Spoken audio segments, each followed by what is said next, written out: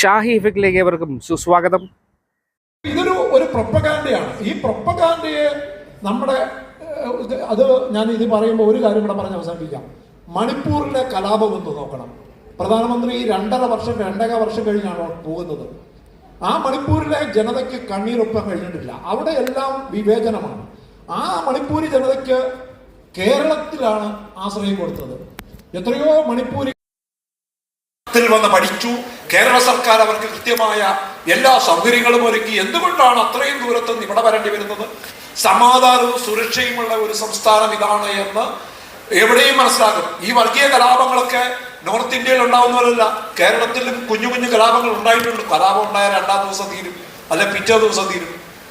2.5 വർഷമായിട്ട് കത്തി ആളുന്ന മണിപ്പൂർ അടക്കം, നമ്മൾ കാണ്ടമാരടക്കം, ഗുജറാത്ത് അടക്കം എത്രയോ കലാപങ്ങൾ ഉത്തരേന്ത്യയിൽ ആസൂത്രിതമായി നടന്നു. അതൊക്കെയാണ് കേരളത്തെ ഏറ്റവും കൂടുതൽ ബാധിക്കുക. കേരളത്തോടുള്ള അവഗണനയ്ക്കെതിരെ കേരള ജനത ഇനിയും ഒറ്റക്കെട്ടല്ല എന്ന് ഡൽഹിയിൽ നിൽക്കുന്ന എനിക്ക് പറയേണ്ടി വരും. പോവുകയും അവിടെ മണിപ്പൂരിലെ സ്ഥിതിവിശേഷം എന്താണ് എന്ന് സംബന്ധിച്ച് വിശദീകരിച്ച് പുസ്തകം എഴുതുകയും ചെയ്തിട്ടുള്ള ആളാണ് ജോർജ് കള്ളിവയൽ. സരിത, അതിനെക്കുറിച്ചൊരു കുറച്ചുകൂടി വിശദമാക്കിയാൽ, ഇപ്പോൾ കള്ളിവയൽ പറയുന്നത് മണിപ്പൂരിന് എസ്റ്റാബ്ലിഷ്മെൻറ്റിൻ്റെ വക ഒരു പാക്കേജ് എന്ന് വെച്ചാൽ അവിടെ കലാപം, കേരളത്തിനൊരു പാക്കേജ്, കേരളത്തെ ഒരു ഇസ്ലാമിസ്റ്റ് സംസ്ഥാനം എന്നുള്ള നിലയിൽ ചിത്രീകരിക്കുക. കശ്മീരിനെ സംബന്ധിച്ചിടത്തോളം കശ്മീരിനെ ഏതാണ്ട് 2ആയി ഭാഗിച്ചു, ഇനി ചിലപ്പോൾ 3ആയി ഭാഗിക്കാനുള്ള സാധ്യതയുണ്ട്.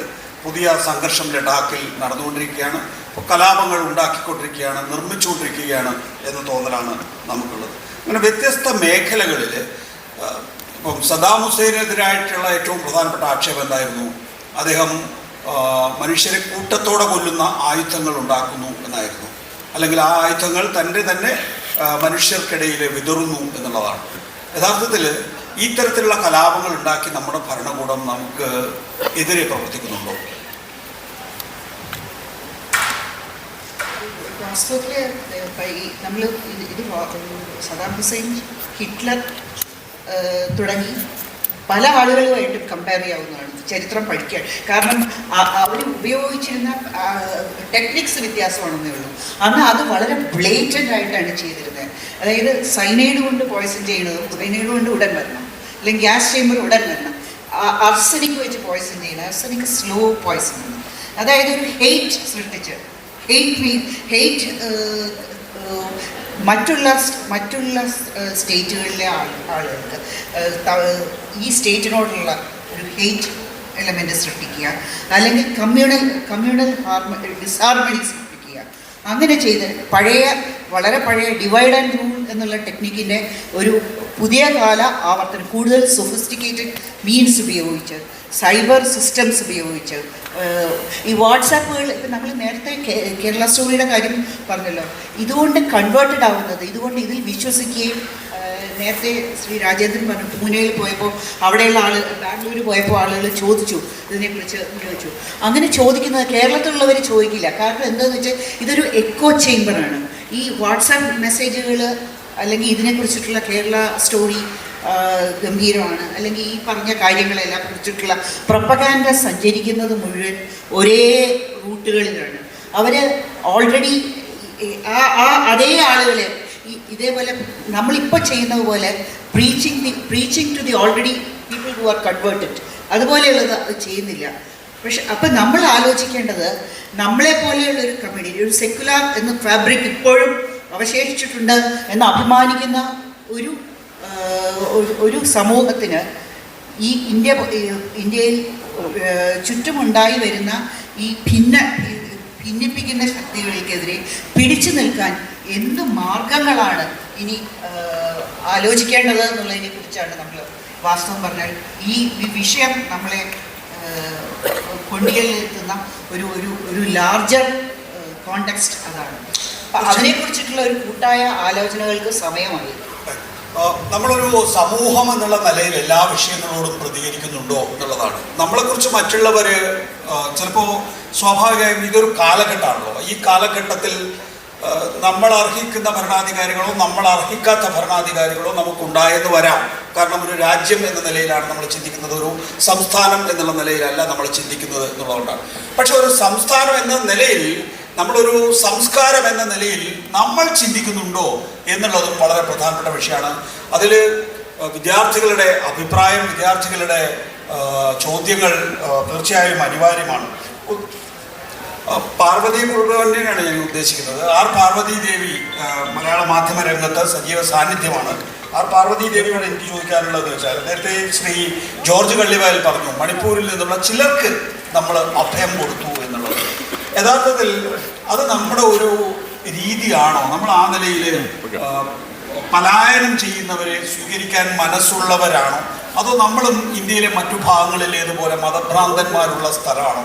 ഇവിടെ സുരക്ഷിതമായ ജീവിതം നമുക്ക് വാഗ്ദാനം ചെയ്യാൻ കഴിയുമോ? പലസ്തീൻ, ഇപ്പോൾ സരിത ചൂണ്ടിക്കാണിച്ചതുപോലെ പല ക്രൂരരായ ഭരണാധികാരികളെക്കുറിച്ചും നമ്മൾ പാഠപുസ്തകങ്ങളിൽ പഠിച്ചിട്ടുണ്ട്, ചരിത്ര പുസ്തകങ്ങളിൽ പഠിച്ചിട്ടുണ്ട്. നമ്മൾ ആ പഠിക്കുന്ന കാലഘട്ടത്തിൽ എന്തായിരുന്നു ചിന്തിച്ചുകൊണ്ടിരുന്നത്? ആ കാലഘട്ടത്തിൽ ജീവിച്ചിരുന്ന മനുഷ്യര് എന്ത് നിലപാടായിരുന്നു എടുത്തിരുന്നത്? പുച്ഛത്തോടു കൂടിയല്ലേ നമ്മൾ ആ കാലഘട്ടത്തെ നോക്കിക്കണ്ടുകൊണ്ടിരുന്നത്, ആ കാലഘട്ടത്തിൽ ജീവിച്ചിരുന്നവരെ നോക്കിക്കണ്ടുകൊണ്ടിരുന്നത്. ഇപ്പോൾ അതിനേക്കാൾ ക്രൂരരായിട്ടുള്ള ഭരണാധികാരികൾ, പ്രത്യേകിച്ച് ഇസ്രായേലിനെ പോലുള്ള ഭരണാധികാരികൾ, അമേരിക്കൻ പ്രസിഡന്റ് ഡൊണാൾഡ് ട്രംപിനെ പോലുള്ള ഭരണാധികാരികൾ ഉള്ളപ്പോൾ നമ്മളെന്താ ചെയ്യുന്നത്? അപ്പോൾ യഥാർത്ഥത്തിൽ വരാനുള്ള തലമുറ നമ്മളെ പുച്ഛത്തോടു കൂടി കാണില്ലേ? ആർ പാർവതി ദേവിക്ക് എന്താണ് പറയാൻ? ഇത് വളരെ ലളിതമായ ഒരു ചോദ്യം ചോദിക്കാൻ എന്നെ പോലെയുള്ള സാധാരണക്കാരായ വീട്ടമ്മമാർ സാധാരണ സംശയിക്കുന്ന ഒരു കാര്യമാണ്. ഇപ്പോൾ രാജേന്ദ്രൻ ഇവിടെ പറഞ്ഞ ഒരു വളരെ മനോഹരമായ സുന്ദരമായ ഒരു ചിത്രമുണ്ട് കേരളത്തെക്കുറിച്ച്. ഈ പറഞ്ഞതുപോലെ എല്ലാ കുട്ടികളും സ്കൂളിൽ പോകുന്ന, റോഡിൽ കിടന്നുറങ്ങാത്തവരുള്ള, ചേരികളില്ലാത്ത, 5 ലക്ഷം പേർക്ക് വീട് കൊടുത്ത ഒരു സംസ്ഥാനമാണ് കേരളം. പക്ഷേ ഇപ്പോൾ നരേന്ദ്രമോദി എന്തുകൊണ്ട് ചെയ്തു എന്ന് കള്ളിവയൽ വളരെ സീരിയസ് ആയിട്ട് പറഞ്ഞു. നരേന്ദ്രമോദി അത് എന്തുകൊണ്ട് ചെയ്യുന്നു? രാഷ്ട്രീയമാണ്, നമുക്കറിയാം. വീക്ഷണം എന്തുകൊണ്ട് ചെയ്യുന്നു നമുക്കറിയാം. ജന്മഭൂമി എന്തുകൊണ്ട് ചെയ്യുന്നു നമുക്കറിയാം. പക്ഷേ എന്തുകൊണ്ടാണ് ഈ മനോഹരമായ കേരളത്തിൻ്റെ റിയൽ കേരള സ്റ്റോറി നമ്മുടെ മുഖ്യധാരാ മാധ്യമങ്ങളായ മനോരമ, മാതൃഭൂമി, കേരളകൗമുദി, ദീപിക, മംഗളം തുടങ്ങി മുഴുവൻ പത്രങ്ങളും എന്തുകൊണ്ട് അതിൽ പ്രതിഫലിക്കുന്നില്ല? അതെന്താണ്? എന്നോട് സാധാരണ എല്ലാവരും ചോദിക്കും. എനിക്കും ഒരു സംശയമാണ്. ഇവിടെ ഇരിക്കുന്ന പ്രമുഖരായ പത്രപ്രവർത്തകർക്ക് എന്ത് തോന്നുന്നു? എന്തുകൊണ്ടാണ് നമ്മുടെ മുഖ്യധാര എന്ന് വിളിക്കപ്പെടുന്ന മാധ്യമങ്ങളിൽ ഈ സുന്ദരമായ ചിത്രം കാണാതിരിക്കുന്നത്? ആദ്യം ശ്രീജ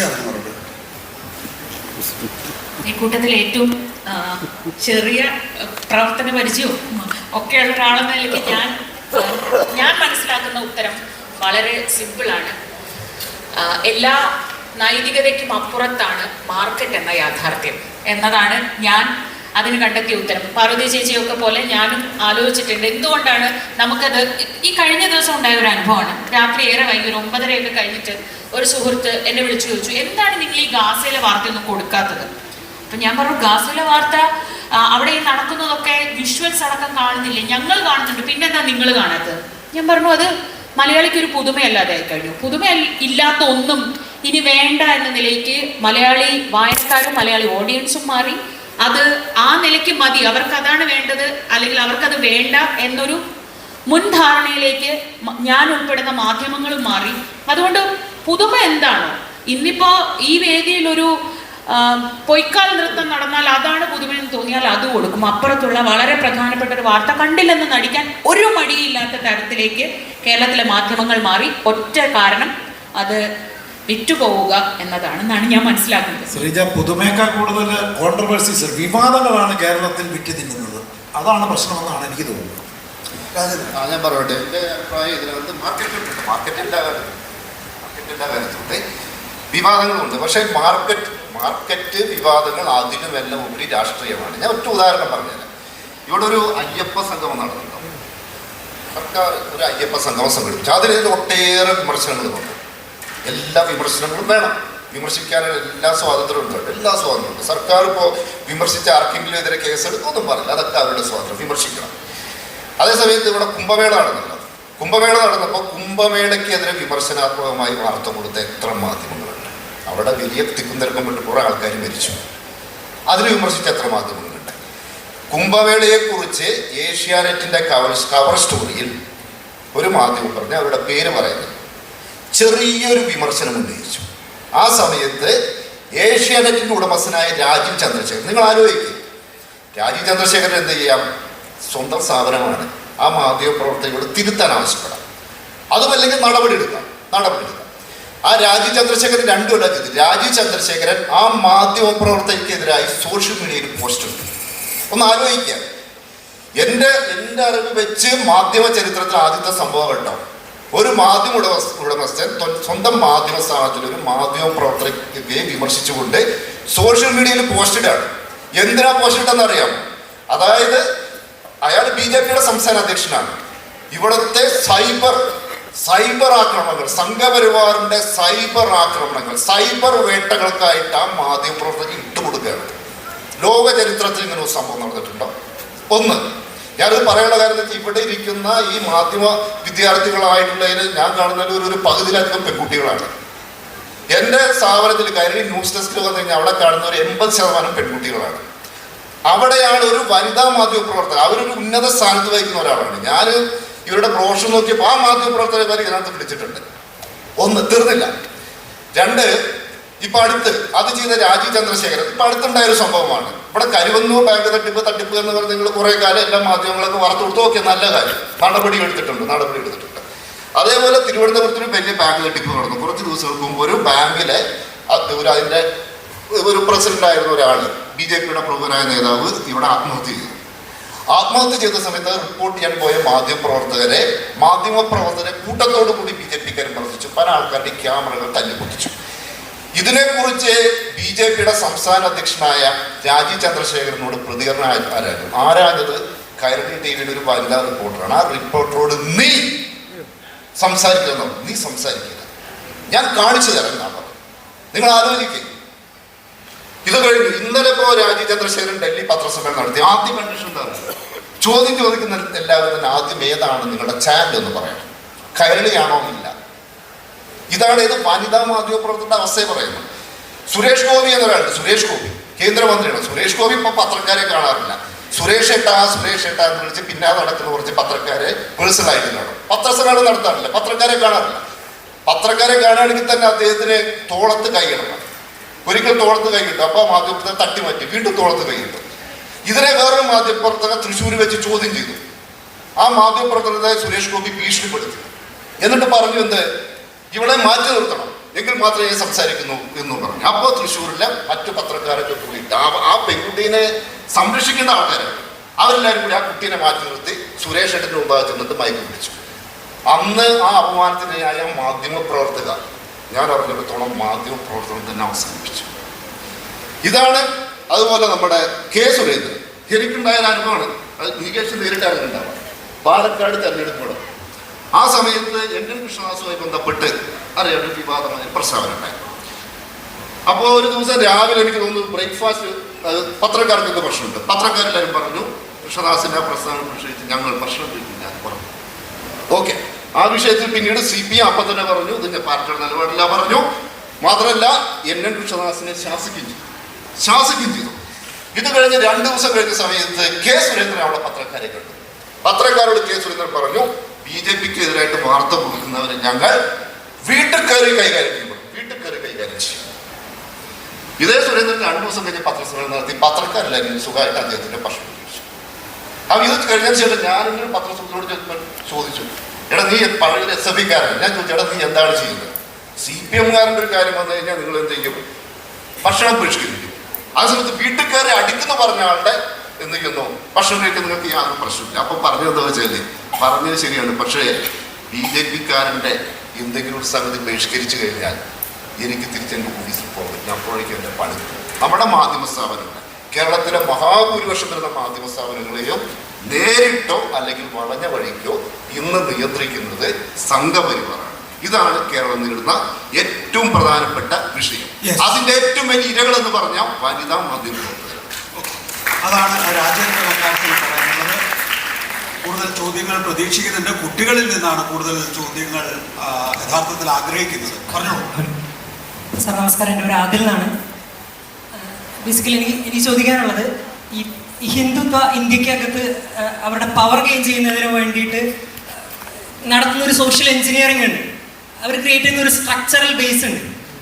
അതിനെ കേരളത്തിൻ്റെ രാഷ്ട്രീയ സാംസ്കാരിക പശ്ചാത്തലം എതിർത്ത് നിൽക്കുന്നതിൻ്റെ ഭാഗമായിട്ട് തന്നെയാണ് ഇത്തരത്തിലുള്ള കേരളത്തിനെതിരെ വലിയ മെറ്റാ നറേറ്റീവുകൾ ബിൽഡ് ചെയ്യുന്നതെന്ന് തോന്നുന്നുണ്ട്. അത്തരത്തിലുള്ള മെറ്റാ നറേറ്റീവുകളുടെ ഒരു കണ്ണി മാത്രമാണ് കൈൻഡ് ഓഫ് കേരള സ്റ്റോറി പോലത്തത്. അതിന് സമാനമായിട്ടുള്ളതാണ് നമുക്കറിയാം മലപ്പുറത്തിനെതിരെ പറയുന്നത്. അതിന് സമാനമായിട്ടുള്ളതാണ് കഴിഞ്ഞ ദിവസം മുഹമ്മദ് സുബൈർ തിരുവനന്തപുരത്ത് വന്നപ്പോൾ എക്സിലൊരു സെൽഫി പോസ്റ്റ് ഇട്ടിട്ടുണ്ടായിരുന്നു. ആ പോസ്റ്റിനെ റീട്വീറ്റ് ചെയ്തത്, അതായത് നോർത്ത് ഇന്ത്യൻ കൗബെൽറ്റിൻ്റെ ഭാഗത്തു നിന്ന് വന്ന റീട്വീറ്റുകളിലൊന്ന്, അതായത് ആ സെൽഫി ഇരിക്കുന്നത് നമ്മുടെ പാളയത്താണ്. പാളയത്തെ മുസ്ലിം പള്ളിയും പാളയം പള്ളിയും അമ്പലവും കാണിച്ചുകൊണ്ടിട്ടുള്ള ഒരു സെൽഫി ആയിരുന്നു. അതിൽ വന്ന ഈ കൗബെൽറ്റിൻ്റെ റീട്വീറ്റ് എന്ന് പറയുന്നത് ഹിന്ദുവിനെ അമ്പലത്തിൻ്റെ പ്രദേശമായിരുന്ന സ്ഥലത്തെ മുസ്ലിം പ്രീണനത്തിന് വേണ്ടി പള്ളി പണിയാൻ വേണ്ടി അനുവദിച്ചു കൊടുത്തു. ഇവിടെ ഒരു മിനി പാകിസ്ഥാൻ സൃഷ്ടിക്കാൻ വേണ്ടിയുള്ള കേരളത്തിൻ്റെ ശ്രമത്തിൻ്റെ ഭാഗമാണ് ഇത് എന്നുള്ള നിലയ്ക്കുള്ള നറേറ്റീവ് ബിൽഡ് ചെയ്യുന്നുണ്ട്. അപ്പോൾ ഇത്തരത്തിലുള്ള ഇതൊരു മെറ്റാ നറേറ്റീവിൻ്റെ ഒരു ചെറിയ ഭാഗം മാത്രമാണ്. അപ്പോൾ ഇത്തരത്തിൽ വലിയ രീതിയിലുള്ള മെറ്റാ നറേറ്റീവുകൾ കേരളത്തിനെതിരെ ഡെവലപ്പായി വരുന്നൊരു സാഹചര്യത്തിൽ അതിനെ ഏറ്റവും ഫലപ്രദമായിട്ട് നേരിടേണ്ടുന്ന മീഡിയ എന്തുമാത്രം അതിൽ ഇടപെടുന്നുണ്ട്. കൈൻഡ് ഓഫ് ഇപ്പോൾ ചിലപ്പോൾ കേരള സ്റ്റോറിക്കെതിരെ നമ്മൾ പറയുന്നുണ്ടാവും. ചിലപ്പോൾ ഈ ഒരു ഇപ്പോൾ മലപ്പുറത്ത് മറ്റേ ആനയുടെ ഇഷ്യൂ ഉണ്ടായിരുന്നു, ബോംബ് പൊട്ടി തെറിച്ചു. ഇതിന് വിരാട് കോഹ്ലി വരെ ഇതിന് കേരളത്തിനെതിരെ കേരളത്തിൻ്റെ ആനിമൽ ക്രൂവാലിറ്റി എന്നൊക്കെ പറഞ്ഞിട്ടുള്ള ട്വീറ്റ് ചെയ്യുന്ന ഒരു സാഹചര്യത്തിലും നമ്മൾ ആ ഇവന്റിനെ അഡ്രസ്സ് ചെയ്യുന്നുണ്ട് എന്നുള്ളതിൻ്റെ അപ്പുറത്തേക്ക് ഹിന്ദുത്വ ക്രിയേറ്റ് ചെയ്യുന്ന ഈ പറയുന്ന മെറ്റാ നറേറ്റീവിനെ സ്ട്രക്ചറലായിട്ട് ഡീൽ ചെയ്യുന്നതിന് വേണ്ടിയിട്ട് ഇവിടുത്തെ രാഷ്ട്രീയ പാർട്ടികളാണെന്നുണ്ടെങ്കിൽ ഇപ്പോൾ നമുക്ക് കോൺഗ്രസിൻ്റെ അവസ്ഥ, കോൺഗ്രസ് മലപ്പുറത്ത് മുസ്ലിം ലീഗിൻ്റെ പതാക ഫ്ലാഗ് പിടിക്കാൻ തന്നെ ബുദ്ധിമുട്ടുന്ന ഒരു സാഹചര്യമാണ്. മീഡിയ ഏത് തരത്തിലാണ് ഇത്തരത്തിൽ സ്ട്രക്ചറലായിട്ട് ഇപ്പോൾ ശ്രീജേച്ചി സൂചിപ്പിച്ചു, അതായത് കേരളത്തിനകത്തൊരു യൂണിറ്റി ക്രിയേറ്റ് ചെയ്യുന്നതിന് വേണ്ടിയിട്ട് സാധ്യമാക്കുന്നുണ്ട് എന്ന് സൂചിപ്പിച്ചു. അതുപോലെ തന്നെ ശ്രീജേച്ചി സൂചിപ്പിച്ച വേറൊരു കാര്യമാണ് കുട്ടികൾ ഇതിനെ വലിയ രീതിയിൽ അഡ്രസ്സ് ചെയ്യുന്നുണ്ട്. അതേസമയം തന്നെ കഴിഞ്ഞ തലമുറ ഇതിനെ അഡ്രസ്സ് ചെയ്യുന്നില്ല എന്നുള്ളൊരു കാര്യം സൂചിപ്പിച്ചു. എനിക്ക് അതിൽ തോന്നിയിട്ടുള്ള ഒരു അഭിപ്രായം എന്ന് പറയുന്നത്, കഴിഞ്ഞ തലമുറ എന്ന് പറയുന്നത് അടിയന്തരാവസ്ഥയുടെ ബൈ പ്രോഡക്റ്റ് ആയിട്ട് വന്നിട്ടുള്ള ഈ കൈൻഡ് ഓഫ് ഒരു ഡിസിപ്ലിനറി സ്വഭാവമുണ്ട്. സൊസൈറ്റിയിൽ ഇൻജക്ട് ചെയ്യപ്പെട്ട ഒരു ഡിസിപ്ലിനറി സ്വഭാവം, അതിൻ്റെ അത്തരത്തിലുള്ള ഒരു ഡിസിപ്ലിനറി സ്വഭാവത്തിന്റെ ഭാഗമായിട്ട് വളർന്നു വന്നൊരു തലമുറയാണ് കഴിഞ്ഞൊരു ജനറേഷൻ. പക്ഷെ ഈ ഒരു കാലഘട്ടത്തിലേക്ക് വരുമ്പോൾ നമ്മൾ അതിൽ നിന്ന് പൊട്ടി ചെറിഞ്ഞുകൊണ്ട് കുറച്ചുകൂടെ പ്രൊട്ടസ്റ്റുകളെ വലിയ രീതിയിൽ നോക്കിക്കാണുന്ന, അല്ലെങ്കിൽ കുറച്ചും കൂടെ ഈ പറയുന്ന ഡിസിപ്ലിൻ ഇല്ലാത്ത എന്ന് തന്നെ ഞങ്ങൾക്ക് പറയാൻ പറയും, അത്തരത്തിൽ ഡിസിപ്ലിൻ ഇല്ലാത്ത ഒരു കൈൻഡ് ഓഫ് ജനറേഷൻ ഡെവലപ്പായി വരുന്നതുകൊണ്ട് തന്നെ നമ്മൾ ആ വിഷയത്തെ കുറച്ചും കൂടെ ഈ പറയുന്ന വലിയ രീതിയിൽ അഡ്രസ് ചെയ്യാനായിട്ട് ശ്രമിക്കുന്നുണ്ട് എന്ന് തോന്നിയിട്ടുണ്ട്. പക്ഷെ അതേസമയം തന്നെ ഇപ്പോൾ എൻ്റെ കുറച്ചധികം സുഹൃത്തുക്കൾ നോർത്ത് ഇന്ത്യ, ഇപ്പോൾ സെൻട്രൽ യൂണിവേഴ്സിറ്റിയിലൊക്കെ പഠിക്കുന്ന ഒരു കുട്ടികളെ സംബന്ധിച്ചിടത്തോളം ഈ പറയുന്ന ഈ നോർത്ത് ഇന്ത്യൻ കൗ ബെൽറ്റ് ഒരു ചെറിയ ബെൽറ്റ് ആണെങ്കിൽ കൂടി ഇവർ ക്രിയേറ്റ് ചെയ്യുന്ന ഈ മെറ്റാ നറേറ്റീവിൻ്റെ ഇമ്പാക്റ്റുകൾ കേരളത്തെ പറ്റി ഒന്നും അറിയാത്ത കുട്ടികളിൽ വരെ അല്ലെങ്കിൽ ആളുകളിൽ വരെ എഫക്റ്റ് ആവുന്നുണ്ട്. അവർ ആ രീതിയിൽ കേരളത്തെ അഡ്രസ്സ് ചെയ്യുന്നുണ്ട്, ആ രീതിയിൽ മലയാളികളെ അഡ്രസ്സ് ചെയ്യുന്നുണ്ട്. പക്ഷേ ഫലപ്രദമായിട്ടുള്ള ഒരു റെസിസ്റ്റൻസ് അല്ലെങ്കിൽ കൈൻഡ് ഓഫ് എന്താ ചെറുത്തുനിൽപ്പ് അല്ലെങ്കിൽ കൈൻഡ് ഓഫ് നറേറ്റീവുകൾ കേരളത്തിന്റെ ഭാഗത്തുനിന്ന് വരുന്നില്ല എന്ന് തോന്നിയിട്ടുണ്ട്. മീഡിയക്ക് അതിനെന്ത് ചെയ്യാനായിട്ട് സാധിക്കും? എന്താണ് ഒരു പേരെന്തായിരുന്നു? അതിൽ എന്ത് ചെയ്തു? ഞാൻ കൈരളിയിൽ ട്രെയിനിയായിട്ട് വർക്ക് ചെയ്യും. വളരെ പ്രധാനപ്പെട്ടവും പ്രസക്തവുമായിട്ടുള്ള ചോദ്യം. അഭിനന്ദനങ്ങൾ. ആദ്യം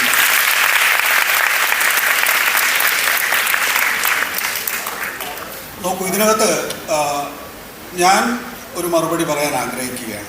നേരത്തെ പറഞ്ഞതുപോലെ തന്നെ മാധ്യമങ്ങൾ ഇതിനെതിരായി എന്ത് ചെയ്യുന്നു?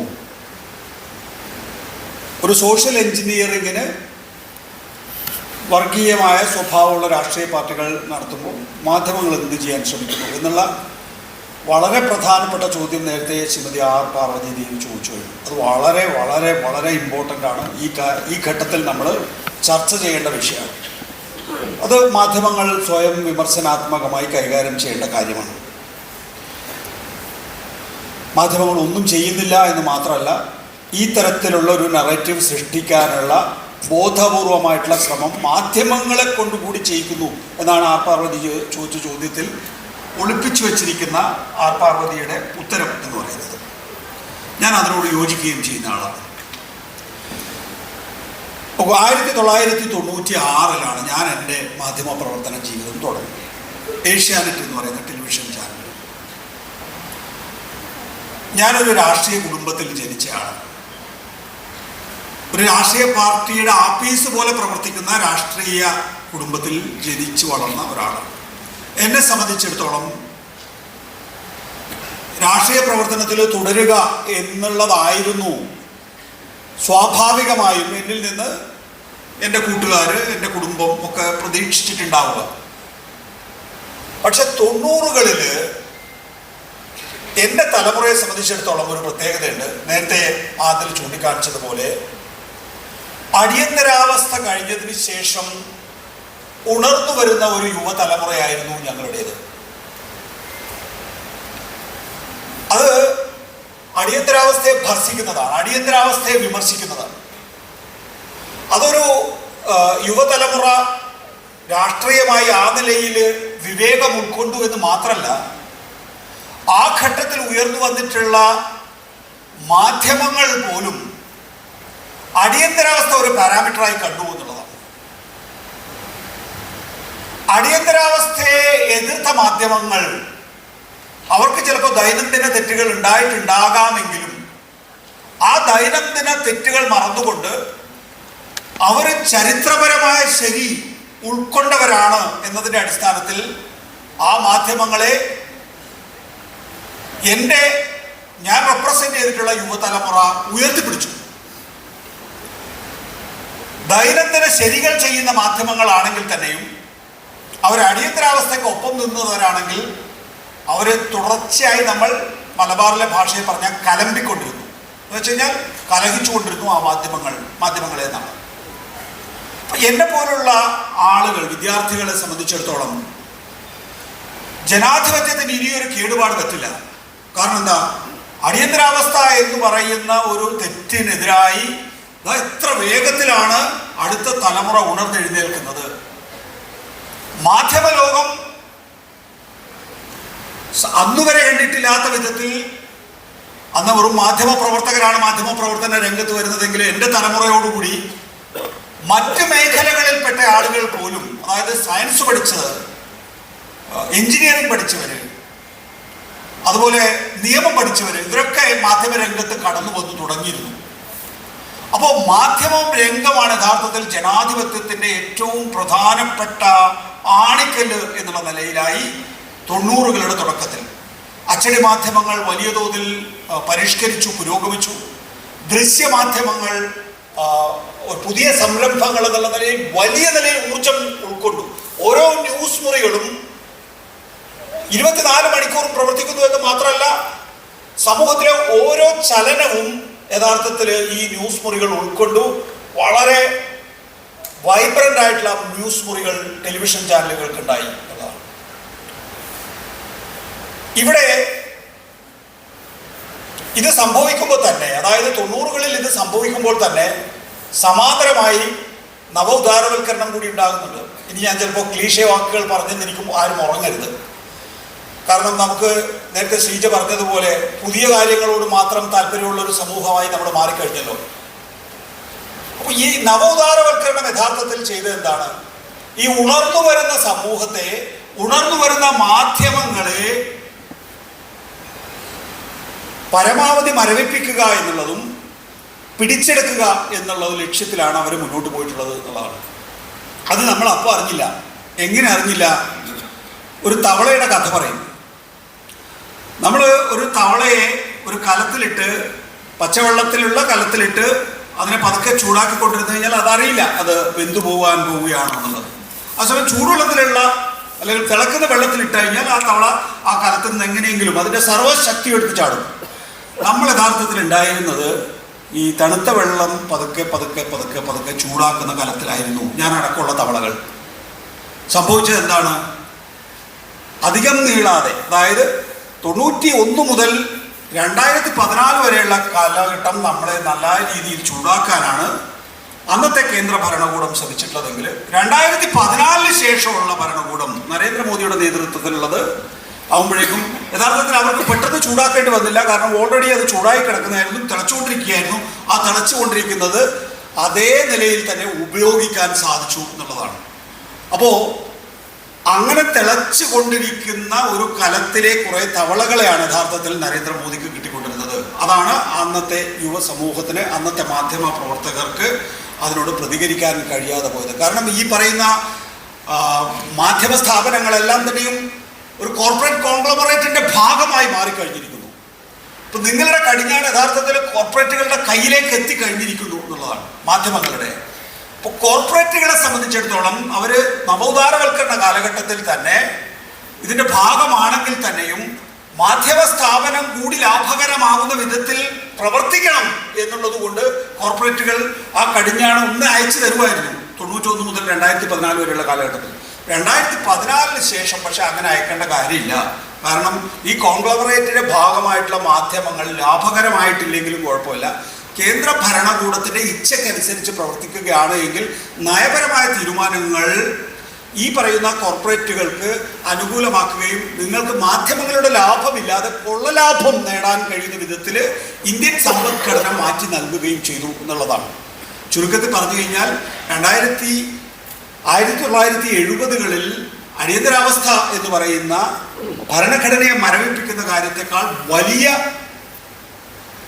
ആഘാതം യഥാർത്ഥത്തിൽ ഭരണഘടനയ്ക്ക് 2014 മുതൽ സംഭവിക്കുമ്പോൾ, ജനാധിപത്യത്തിന് 2014 മുതൽ സംഭവിക്കുമ്പോൾ നമ്മൾ കാണേണ്ടത് ഈ അടിയന്തരാവസ്ഥയുടെ തെറ്റുകൾ മനസ്സിലാക്കി അതിനെതിരെ പ്രതികരിക്കാൻ തുടങ്ങിയ സമൂഹത്തെ മയക്കുകയും ആ ഘട്ടത്തിൽ വലിയ രീതിയിൽ പുനരുജ്ജീവിപ്പിക്കപ്പെട്ട മാധ്യമ മേഖലയെ ഈ കോർപ്പറേറ്റ് കോൺഗ്ലോമറേറ്റിന്റെ ഭാഗമായി അതിനെ നിശ്ചലമാക്കുകയും ചെയ്തതാണ് യഥാർത്ഥത്തിൽ നമ്മൾ 2014 മുതൽ 2025 ഇന്നു വരെയുള്ള കാലഘട്ടത്തിൽ കാണുന്നത് എന്നുള്ളതാണ്.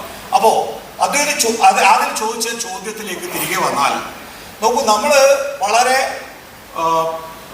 തന്ത്രപരമായി ഒരു സമൂഹം എന്നുള്ള നിലയിൽ നമ്മൾ എങ്ങനെയാണ് കീഴടക്കാൻ ഉദ്ദേശിക്കുന്നത്, ആ കീഴടക്കാൻ ഉദ്ദേശിക്കുന്നത് എന്നത് നമ്മൾ തിരിച്ചറിയാത്തത് കൊണ്ടല്ല ഈ മാധ്യമങ്ങൾ പ്രതികരിക്കാത്തത്. നമ്മളുടെ കൈകൾ ബന്ധിതമാണ് എന്നുള്ളതാണ്, മാധ്യമങ്ങളുടെ കൈകൾ ബന്ധിതമാണ് എന്നുള്ളതാണ്. ഒരു ചോദ്യം ഞാൻ തിരികെ ചോദിക്കാം. നിങ്ങൾക്ക് കേരളത്തിലെന്നല്ല ഇന്ത്യയിൽ എവിടെയെങ്കിലും ഒരു സ്വതന്ത്ര മാധ്യമ സ്ഥാപനത്തെ കാണാൻ കഴിയുമെന്നുള്ളതാണ്. സ്വതന്ത്ര മാധ്യമം മുൻകാലങ്ങളിൽ പ്രൊഫഷണൽ സ്ഥാപനങ്ങൾ ഒക്കെ മാധ്യമ മേഖല സ്വതന്ത്രമായി പ്രവർത്തിക്കുന്ന മാധ്യമ സ്ഥാപനം എന്ന് പറയുന്നത് ഇന്ത്യയിൽ അപൂർവങ്ങളെ ഇല്ല എന്ന് ഞാൻ പറയുന്നില്ല. ഉദാഹരണത്തിന് ദേശാഭിമാനി, കൈരളി എന്നൊക്കെ പറയുന്നത് ഒരു പാർട്ടി നടത്തുന്ന ടെലിവിഷൻ ചാനലും പത്രവുമാണ്. അപ്പോൾ സ്വാഭാവികമായിട്ടും അവർക്ക് ഏതെങ്കിലും രാഷ്ട്രീയ എതിരാളികളുടെ നിയന്ത്രണത്തിന് വശംബദ്ധരാകേണ്ട കാര്യമില്ല. ദ ഹിന്ദു എന്ന് പറയുന്നത് ഇപ്പോൾ വരെ യഥാർത്ഥത്തിൽ മാധ്യമ സ്വാതന്ത്ര്യത്തിന് പ്രാധാന്യം കൊടുക്കുന്ന ഒന്നാണ് എന്നുള്ളതാണ്. ദീപിക കേരളത്തിലെ ഒരു മതവിഭാഗത്തിന്റെ നിയന്ത്രണത്തിൽ ഉള്ള മാധ്യമ സ്ഥാപനമാണ് ഉള്ളത്. അപ്പോൾ ശ്രീജ പ്രവർത്തിക്കുന്ന ന്യൂസ് 18, ഇപ്പൊ ന്യൂസ് 18 അല്ലേ, ന്യൂസ് 18 റിലയൻസിന്റെ മാധ്യമം. നമുക്ക് ഓരോന്നിനെയും കൃത്യമായി വിവരിച്ചു പറയാം. അപ്പൊ ഇതില് നിങ്ങളൊരു ഉത്തരവാദിത്തം ഏൽപ്പിക്കുമ്പോൾ, അതായത് നേരത്തെ പറഞ്ഞതുപോലെ ഇതിനെതിരെ പ്രവർത്തിക്കാൻ കഴിയുന്നുണ്ടോ എന്നുള്ള ഉത്തരവാദിത്തം ഏൽപ്പിക്കുമ്പോൾ ആ ഉത്തരവാദിത്തം നിർവഹിക്കലല്ല, അതത് സമൂഹത്തെ മുന്നോട്ട് കൊണ്ടുപോവുക എന്നതിലേക്ക് ഈ മാധ്യമ സ്ഥാപനങ്ങൾ ചുരുങ്ങിയിരിക്കുന്നു എന്നുള്ളതാണ് യാഥാർത്ഥ്യം. ഇതിന് എന്താണ് ഇനി ഭാവി എന്ന് ചോദിച്ചു കഴിഞ്ഞാൽ, അടിയന്തരാവസ്ഥയെ അതിജീവിച്ചതുപോലെ നമ്മൾ ഈ പറയുന്ന ഏകമത അല്ലെങ്കിൽ ഏകമത രാഷ്ട്രീയം ഉണ്ടല്ലോ, ആ രാഷ്ട്രീയത്തെയും നമ്മൾ അതിജീവിക്കുന്ന കാലഘട്ടം വരുമായിരിക്കും. പക്ഷെ ആ കാലഘട്ടത്തിലാണ് നമ്മൾ ജീവിക്കുന്നത് എന്നുള്ളതാണ് എനിക്ക് അതിന് മറുപടിയായി പറയുന്നത്. പക്ഷെ എനിക്കത് നികേഷ് അത് ഇത്രയും വിസ്തരിച്ച് പറഞ്ഞപ്പോൾ എനിക്ക് ഓർമ്മ വന്നത്, ഒരുപക്ഷെ ചിലർക്കെങ്കിലും ഇവിടെ ഇരിക്കുന്ന അധികം ആളുകളും ആ സമയത്ത് ജനിച്ചിട്ടില്ലാത്തവരാണ്. എന്തായാലും ഈ ലിബറലൈസേഷനെ പറ്റി പറഞ്ഞല്ലോ, ലിബറലൈസേഷൻ കാലത്ത് ഉണ്ടായ ഒരു കോർപ്പറേറ്റ് സ്ട്രക്ചർ ന്യൂസ് പേപ്പറുകൾക്കും ഒക്കെ ഉണ്ടായതാണ് അത് നമ്മുടെ ആ പ്രഹരം കൂടുതൽ കടുപ്പമാക്കിയത് എന്നുള്ള മട്ടിൽ എന്ന് പറഞ്ഞല്ലോ. അത് പറഞ്ഞപ്പോൾ എനിക്ക് ഓർമ്മ വന്നത് 91 ഒരു സൺഡേ പേപ്പർ, സൺഡേ മാസിക, സൺഡേ എന്നൊരു മാഗസിൻ ഉണ്ടായിരുന്നു, ന്യൂസ് മാഗസിൻ ഉണ്ടായിരുന്നു. ആ ന്യൂസ് മാഗസിൻ്റെ കവർ ഈ പരസ്യക്കാർ വന്ന് പരസ്യം വന്ന് ന്യൂസിനെ കീഴടക്കിയതിനെ കുറിച്ചിട്ടുള്ള ഒരു കവർ പേജ് ഉണ്ടായിരുന്നു. അന്ന് ടൈപ്പ് റൈറ്ററാണല്ലോ നമ്മുടെ ആയുധം. പേനയും കഴിയുന്ന ടൈപ്പ് റൈറ്റർ, കമ്പ്യൂട്ടർ എത്തിയിട്ടില്ല. ടൈപ്പ് റൈറ്ററിനെ ടൈ വെച്ച് മുറുക്കി കെട്ടിയിരിക്കുന്നതായിരുന്നു ഇതിൻ്റെ കവർ. അതുപോലെ ഇന്നിപ്പോൾ വാസ്തവം പറഞ്ഞാൽ ഇന്നിപ്പോൾ നമ്മുടെ മീഡിയയുടെ അതുപോലെ കമ്പ്യൂട്ടറിൻ്റെ കീബോർഡ്, ഇപ്പോൾ നമ്മൾ കീബോർഡ് വാരിയേഴ്സാണ് എല്ലാവരും. കീബോർഡുകളെ ഇപ്പോൾ എന്തായിരിക്കാം, ചിലപ്പോൾ ഈ ഭാരത് മാതയുടെ പടമുള്ള ഫ്ലാഗ് വെച്ച് കെട്ടിയിരിക്കുന്നത് പോലെയോ അങ്ങനെയുള്ള ഒരു വിഷ്വലായിരിക്കണം ഇതിന് പകരമായിട്ട് വരുന്നത്. ഞാൻ ഈ പറഞ്ഞ കാര്യങ്ങളൊന്ന് കണ്ടൻസ് ചെയ്ത് വെച്ചു. നേരത്തെ രാജേന്ദ്രൻ പറഞ്ഞല്ലോ, ധ്രുവറാഠി എന്ന് പറയുന്ന ഒരു സോഷ്യൽ മീഡിയ ആക്ടിവിസ്റ്റിനെ കുറിച്ച്. ധ്രുവറാഠി ഏതെങ്കിലും ഒരു ടെലിവിഷൻ ചാനലിലോ അല്ലെങ്കിൽ ഏതെങ്കിലും ഒരു മാധ്യമ സ്ഥാപനത്തിലോ, ധ്രുവറാഠി എന്ന് പറയുന്നതേ നമ്മൾ വെറും ധ്രുവറാഠിയെ കാണണ്ട, ധ്രുവറാഠ്യമാരുണ്ടാകുന്നുണ്ട് എന്നുള്ളതാണ്. എല്ലാത്തിനെയും വെല്ലുവിളിക്കാൻ ഈ ധ്രുവറാഠ്യമാർക്ക് സാധിക്കുന്നു എന്ന് പറയുമ്പോൾ, ഞാൻ നേരത്തെ പാർവതി ദേവിയോട് ചോദിച്ച ചോദ്യമുണ്ട്. ഒരു ഇസ്രായേലിൻ്റെ കടന്നാക്രമണത്തെ നമുക്ക് എത്ര കണ്ട് മാധ്യമങ്ങളിലൂടെ വിമർശിക്കാൻ സാധിക്കുന്നുണ്ട്? അല്ലെങ്കിൽ നമ്മൾ തന്നെ ഇപ്പോൾ ഒരു ബ്രോഡ്കാസ്റ്ററായി മാറിയിട്ടുണ്ടല്ലോ സാമൂഹ്യ മാധ്യമത്തിൻ്റെ ഉൽപ്പത്തിയോടുകൂടി. നമുക്ക് എത്ര കണ്ട് ഇതിനെതിരെ പ്രതികരിക്കാൻ സാധിച്ചിട്ട്? എന്തുകൊണ്ടാണ് നിങ്ങൾ ശ്രീജയോട് ചോദിക്കുന്നത്? നിങ്ങൾ എന്തിനാണ് ശ്രീജയോട് ചോദിക്കേണ്ട കാര്യം? നിങ്ങൾ എന്തിനാണ് ജോർജ് കള്ളിവയലിനോട് ചോദിക്കേണ്ട കാര്യം? സരിതയോട്, നികേഷിനോട്, രാജേന്ദ്രനോട് ചോദിക്കേണ്ട കാര്യം? നിങ്ങളുടെ കയ്യിൽ ഒരു ബ്രോഡ്കാസ്റ്റില്ലേ? ഇവർ നടത്തുന്ന ടെലിവിഷൻ ചാനലിന്റെ ആസ്തി എന്ന് പറയുന്നത് 50 കോടിയാണ്. വെറും 50 കോടി. ഏറ്റവും ഒടുവിൽ ഒരു സാമൂഹ്യ മാധ്യമം ക്രയവിക്രയം ചെയ്തിട്ടുള്ളത് എക്സ്, അതായത് ട്വിറ്റർ എക്സ് ആയി മാറിയതാണ്. 3.74 lakh crore ആണ് അതിന്റെ ആസ്തി എന്ന് പറയുന്നത്. അത്ര ആസ്തിയുള്ള അതൊരു മൈക്രോ ബ്ലോഗറിന് 3.74 lakh crore ആണെങ്കിൽ എന്തായിരിക്കും ഇൻസ്റ്റാഗ്രാമിന്റെയും എന്തായിരിക്കും ഫേസ്ബുക്കിന്റെ ഒക്കെ? അപ്പൊ നമ്മൾ പറയും അൽഗോരിതം, അതിനനുസരിച്ച് ആൽഗോരിതത്തിലാണ് ധ്രുവറാഠി പ്രവർത്തിക്കുന്നത്, രവീഷ് കുമാർ പ്രവർത്തിക്കുന്നത്, പരംജോയ് പ്രവർത്തിക്കുന്നത്. അപ്പൊ നമുക്കതിന് ശേഷിയില്ല എങ്കിൽ നമ്മളെ സമൂഹം വല്ലാതെ രീതിയിൽ കുറ്റപ്പെടുത്തും എന്നാണ് എനിക്ക് അക്കാര്യത്തിൽ പറയാനുള്ളത്. നോക്കൂ, നമ്മളെ ഏറ്റവും ബാധിക്കുന്ന വിഷയം നിരവധിയായി നമുക്ക് ദേശീയ തലത്തിലുണ്ട്, നമുക്ക് അന്തർദേശീയ തലത്തിലുണ്ട്. നിങ്ങളാണ് അതിനോട് പ്രതികരിക്കേണ്ടത്. നിങ്ങളാണ് നിങ്ങളുടെ കീബോർഡുകൾ കീഴടക്കേണ്ടത്. നിങ്ങളാണ് നിങ്ങളുടെ മൊബൈൽ ഫോണുകളും നിങ്ങളുടെ ലാപ്ടോപ്പുകളും നിങ്ങളുടെ ഡെസ്ക്ടോപ്പുകളും എടുക്കേണ്ടത്. മറ്റാരും ഇനി അത് നേരത്തെ ആദിൽ ചോദിച്ച ചോദ്യത്തിന് ആദിൽ എന്ത് ചെയ്യുന്നു? ഇവിടെ എനിക്ക് ഈ കേരളത്തിൽ മാത്രം കാണാൻ കഴിയുന്ന രീതിയിൽ കുറേ തട്ടമണിഞ്ഞ പെൺകുട്ടികളുണ്ട്, കുറേ തട്ടമണിയാത്ത പെൺകുട്ടികളുണ്ട്, കുറേ കുറിയിട്ട പെൺകുട്ടികളുണ്ട്, കുറേ കുറിയിടാത്ത പെൺകുട്ടികളുണ്ട്, കുരിശു വരച്ച പെൺകുട്ടികളുണ്ടാവും, ആൺകുട്ടികളുണ്ടാവും. നമുക്കിതാ തോളോട് തോൾ ചേർന്ന് നിൽക്കാനുള്ള ജീവിതം നമ്മുടെ ഇവിടുത്തെ പ്രാദേശിക ഭരണാധികാരികൾ തൽക്കാലം നമുക്ക് അനുവദിച്ചിട്ടുണ്ട്. നാളെ അത് മാറാം. ആ മാറുന്ന കാലഘട്ടത്തിനുള്ളിൽ നമ്മൾ പ്രതികരിക്കാൻ തയ്യാറായിട്ടില്ലെങ്കിൽ നമ്മളെവിടെയോ ഏതോ ഇരുട്ടറകളിലേക്ക് നമ്മളെ പിടിച്ചുകൊണ്ടു പോകാൻ പോകണം. കൂടുതൽ ചോദ്യങ്ങൾ. കോളേജിലെ 3rd year BMC വിദ്യാർത്ഥിനിയാണ്. അപ്പോൾ എനിക്ക് ചോദിക്കാനുള്ളതെന്ന് വെച്ചാൽ, നേരത്തെ പറഞ്ഞു കേരളം ഒരു അവഗണിക്കപ്പെട്ട സ്റ്റേറ്റ് ആണെന്ന്. അപ്പോൾ അത് ഇതുവരെ എന്നല്ല, BJP ഗവൺമെൻറ് വരാത്തത് കൊണ്ടാണോ, അതോ ഇനി ആ BJP ഗവൺമെൻറ് കേരളത്തിൽ വന്നാൽ ആ കേരളത്തിൻ്റെ ഒരു ഇമേജ് മാറുമോ? BJP സർക്കാർ കേരളത്തിൽ അധികാരത്തിൽ വരികയാണെങ്കിൽ കേരളത്തിന്റെ ഘടന മാറുമോ? ജോർജ് കള്ളിവയൽ. എൻ്റെ അഭിപ്രായത്തിൽ ഉടനെ വരാൻ പോകുന്നില്ല. അത് നമ്മൾ കിടക്കട്ടെ. കാരണം നമ്മുടെ കേരള ജനതയെ കുറിച്ച് ഇത് പറഞ്ഞപ്പോൾ ഞാൻ കാര്യങ്ങൾ പറയണം. കഴിഞ്ഞ 31-ാം തീയതി ഡൽഹി യൂണിവേഴ്സിറ്റിയിലെ ഒരു 11 കുട്ടികൾ, അതിനകത്ത് 10 പേരും പെൺകുട്ടികളായിരുന്നു, ഞാനുമായി ഒന്ന് കാണണമെന്ന് പറഞ്ഞ് എൻ്റെ മകൻ്റെ ഒപ്പം എൻ്റെ വീട്ടിൽ വന്നിരുന്നു. അവരൊരു 5-8 മണിക്കൂർ അവിടെ കിടന്ന പിറ്റേ ദിവസമായിരുന്നു. ഞാൻ അവരെക്കുറിച്ചൊക്കെ അവരെല്ലാവരും തന്നെ ഹിന്ദുക്കളും നോർത്ത് ഇന്ത്യൻസും ആയിരുന്നു. ഒരു സൗത്ത് ഇന്ത്യൻ പോലും ഇല്ല, എൻ്റെ മകനല്ലാതെ. ഞാൻ അവരുമായി മണിക്കൂറുകൾ സംവദിച്ചു കഴിഞ്ഞപ്പോഴാണ് എനിക്ക് മനസ്സിലാകുന്നത് നമുക്ക് ഈ രാജ്യത്തെക്കുറിച്ച് വലിയ പ്രതീക്ഷയുണ്ട്. പ്രതീക്ഷിക്കാൻ വകയുണ്ട് നിങ്ങളിൽ ഓരോരുത്തരും. കാരണം വരും തലമുറ നമ്മൾ വെറും അടിമകളല്ല. ഈ പുതിയ തലമുറയിൽ അവർക്ക് നരേന്ദ്രമോദിയുടെ അവരെടുക്കുന്ന ഫാസിസത്തിൻ്റെ ആ ഒരു ഒരു ഒരു ഭീഷണി, വെല്ലുവിളി. അവർക്ക് കേരളത്തെക്കുറിച്ച് വലിയ പ്രതീക്ഷകളാണുള്ളത്. അവർ പറഞ്ഞു കേരളത്തെക്കുറിച്ച് വലിയ പ്രൊപ്പഗാൻഡ. ഇദ്ദേഹം പറഞ്ഞ പോലെ ഞങ്ങൾ നേപ്പാളിൽ ചെന്നപ്പോൾ, ഞാനും രാജേന്ദ്രനൊക്കെ കഴിഞ്ഞ വർഷം നേപ്പാളിൽ ഒരാഴ്ച ഒരു വർക്ക്ഷോപ്പിന് പോയിരുന്നു. അവിടെ വെച്ചും ഇതെന്നോട് ചോദിച്ചിട്ടുണ്ട്. പാകിസ്ഥാനിൽ നിന്ന് വന്നവർ ചോദിച്ചിട്ടുണ്ട് കേരളത്തിലെ ഈ മതം മാറ്റത്തെക്കുറിച്ച്. അപ്പം ഞാൻ പറഞ്ഞു ഈ മതം മാറ്റം ഇതൊക്കെ ഇതൊരു പ്രൊപ്പഗാൻഡയുടെ ഭാഗമാണ്.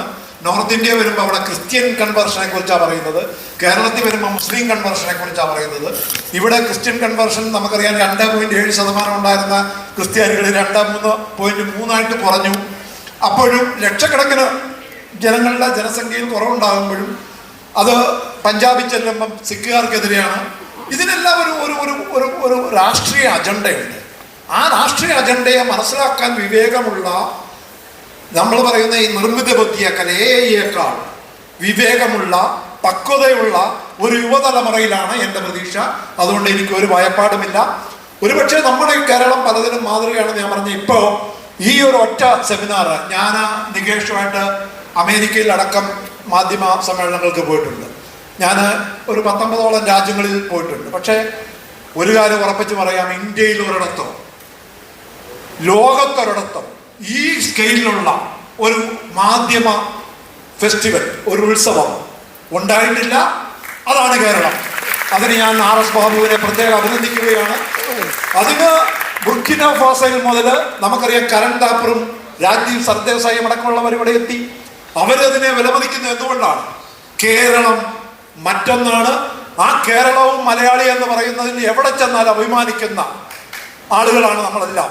അതുകൊണ്ട് കേരളത്തെക്കുറിച്ച് കൂടുതൽ ദൃഢമായ ആത്മവിശ്വാസമാണ് എനിക്കുള്ളത്. ചെറിയ പുഴുക്കുത്തുകളും ചെറിയ പ്രശ്നങ്ങളും ചെറിയ കുഴപ്പങ്ങളൊക്കെ നമുക്കുമുണ്ട്. നമുക്കത് അതുള്ളത് കൊണ്ടാണ് നമുക്ക് കൂടുതൽ തിരുത്താൻ കഴിയുക എന്ന് ഞാൻ വിശ്വസിക്കുന്നു. ഒരു കാര്യം കൂടി അതിനോടൊപ്പം കൂട്ടിച്ചേർക്കട്ടെ. ഇപ്പോൾ കേരള പ്രസ് അക്കാദമിയെയും RS ബാബുവിനെയും ശ്രീ ജോർജ് കള്ളിവേൽ അഭിനന്ദിച്ചല്ലോ. അപ്പോൾ കുട്ടികൾക്ക് ചിലപ്പോൾ ഒരു തോന്നലുണ്ടാവുമായിരിക്കും, ഇതിനകത്ത് ഇപ്പോൾ കരൺ താപ്പറുണ്ട്, രാജീവ് സർദേശായി ഉണ്ട്, രവീഷ് ഉണ്ട്, അതുപോലെ തന്നെ മറിയം ഔട്ട്റൊക്കെ ഉണ്ട്. ഇവർക്കൊക്കെ ഇന്ത്യയിലെ പല ഭാഗങ്ങളിൽ ഇങ്ങനെ സ്വീകരണങ്ങളും പുരസ്കാരങ്ങളും ഒക്കെ ഏറ്റുവാങ്ങിയിട്ട് അവസാനം കിതച്ച് ആയിരിക്കും കേരളത്തിലേക്ക് വരുന്നത്. കാരണം കേരളം ഇന്ത്യ സംസ്ഥാനത്താണല്ലോ. നോക്കൂ, ഇവരൊക്കെ ആദ്യമായി ചിലപ്പോൾ ഇന്ത്യയിൽ ഈ സമീപകാലത്ത് പുരസ്കാരം ഏറ്റുവാങ്ങുന്നുണ്ടാവുക ഈ കേരളത്തിൽ നിന്നാണ്, അല്ലെങ്കിൽ നമ്മുടെ പ്രസ് അക്കാദമിയിൽ നിന്നാണ്. അതിനപ്പുറത്തേക്ക് ഇവർ പോയി കഴിഞ്ഞു കഴിഞ്ഞാൽ ഇവർ പറയുന്നത്, ഇവരെയൊക്കെ വിളിക്കുന്ന പേരുകൾ എനിക്കിവിടെ ചർച്ചയിൽ പറയാൻ കഴിയില്ല. കരൺ താപ്പറിനെ പോലെ, രാജീവിനെ പോലെ, അല്ലെങ്കിൽ രവീഷിനെ പോലുള്ള ജേർണലിസ്റ്റുകളെ എത്ര മോശമായിട്ടാണെന്നറിയാമോ നമ്മുടെ സമൂഹം കൈകാര്യം ചെയ്തത്. അവിടെയാണ് നേരത്തെ ജോർജ് ചൂണ്ടിക്കാണിച്ചതുപോലെ തന്നെ പ്രസ് അക്കാദമിയുടെയും RS ബാബുവിൻ്റെ നേതൃത്വത്തെയും സംബന്ധിച്ച് നമ്മളൊരു അഭിമാനപൂർവ്വം ഓർക്കുന്നത്. അടുത്ത ചോദ്യം. ചോദിക്കാനുള്ള ചോദ്യത്തിൻ്റെ ഉത്തരം കേരള സ്റ്റോറി എന്നതിനെ ബേസ് തന്നെയാണ്. ഭാവിയിലേക്ക് നോക്കിയാണ് ഞാൻ ഒരു ചോദ്യം ചോദിക്കാൻ ആഗ്രഹിക്കുന്നത്. ലിങ്ക്ഡിൻ്റെ അടുത്തിടെ പുറത്തു വന്ന പ്രൊഫൈൽ കണക്കുകൾ പ്രകാരം റിവേഴ്സ് മൈഗ്രേഷൻ, എതിർപലായനം നടന്നുകൊണ്ടിരിക്കുകയാണ്. പലായനത്തെക്കുറിച്ച് വലിയ വാർത്ത കൊടുത്ത മാധ്യമങ്ങളൊന്നും ഇതിനെപ്പറ്റി അധികം പറഞ്ഞ് ഞാൻ കേട്ടിട്ടില്ല.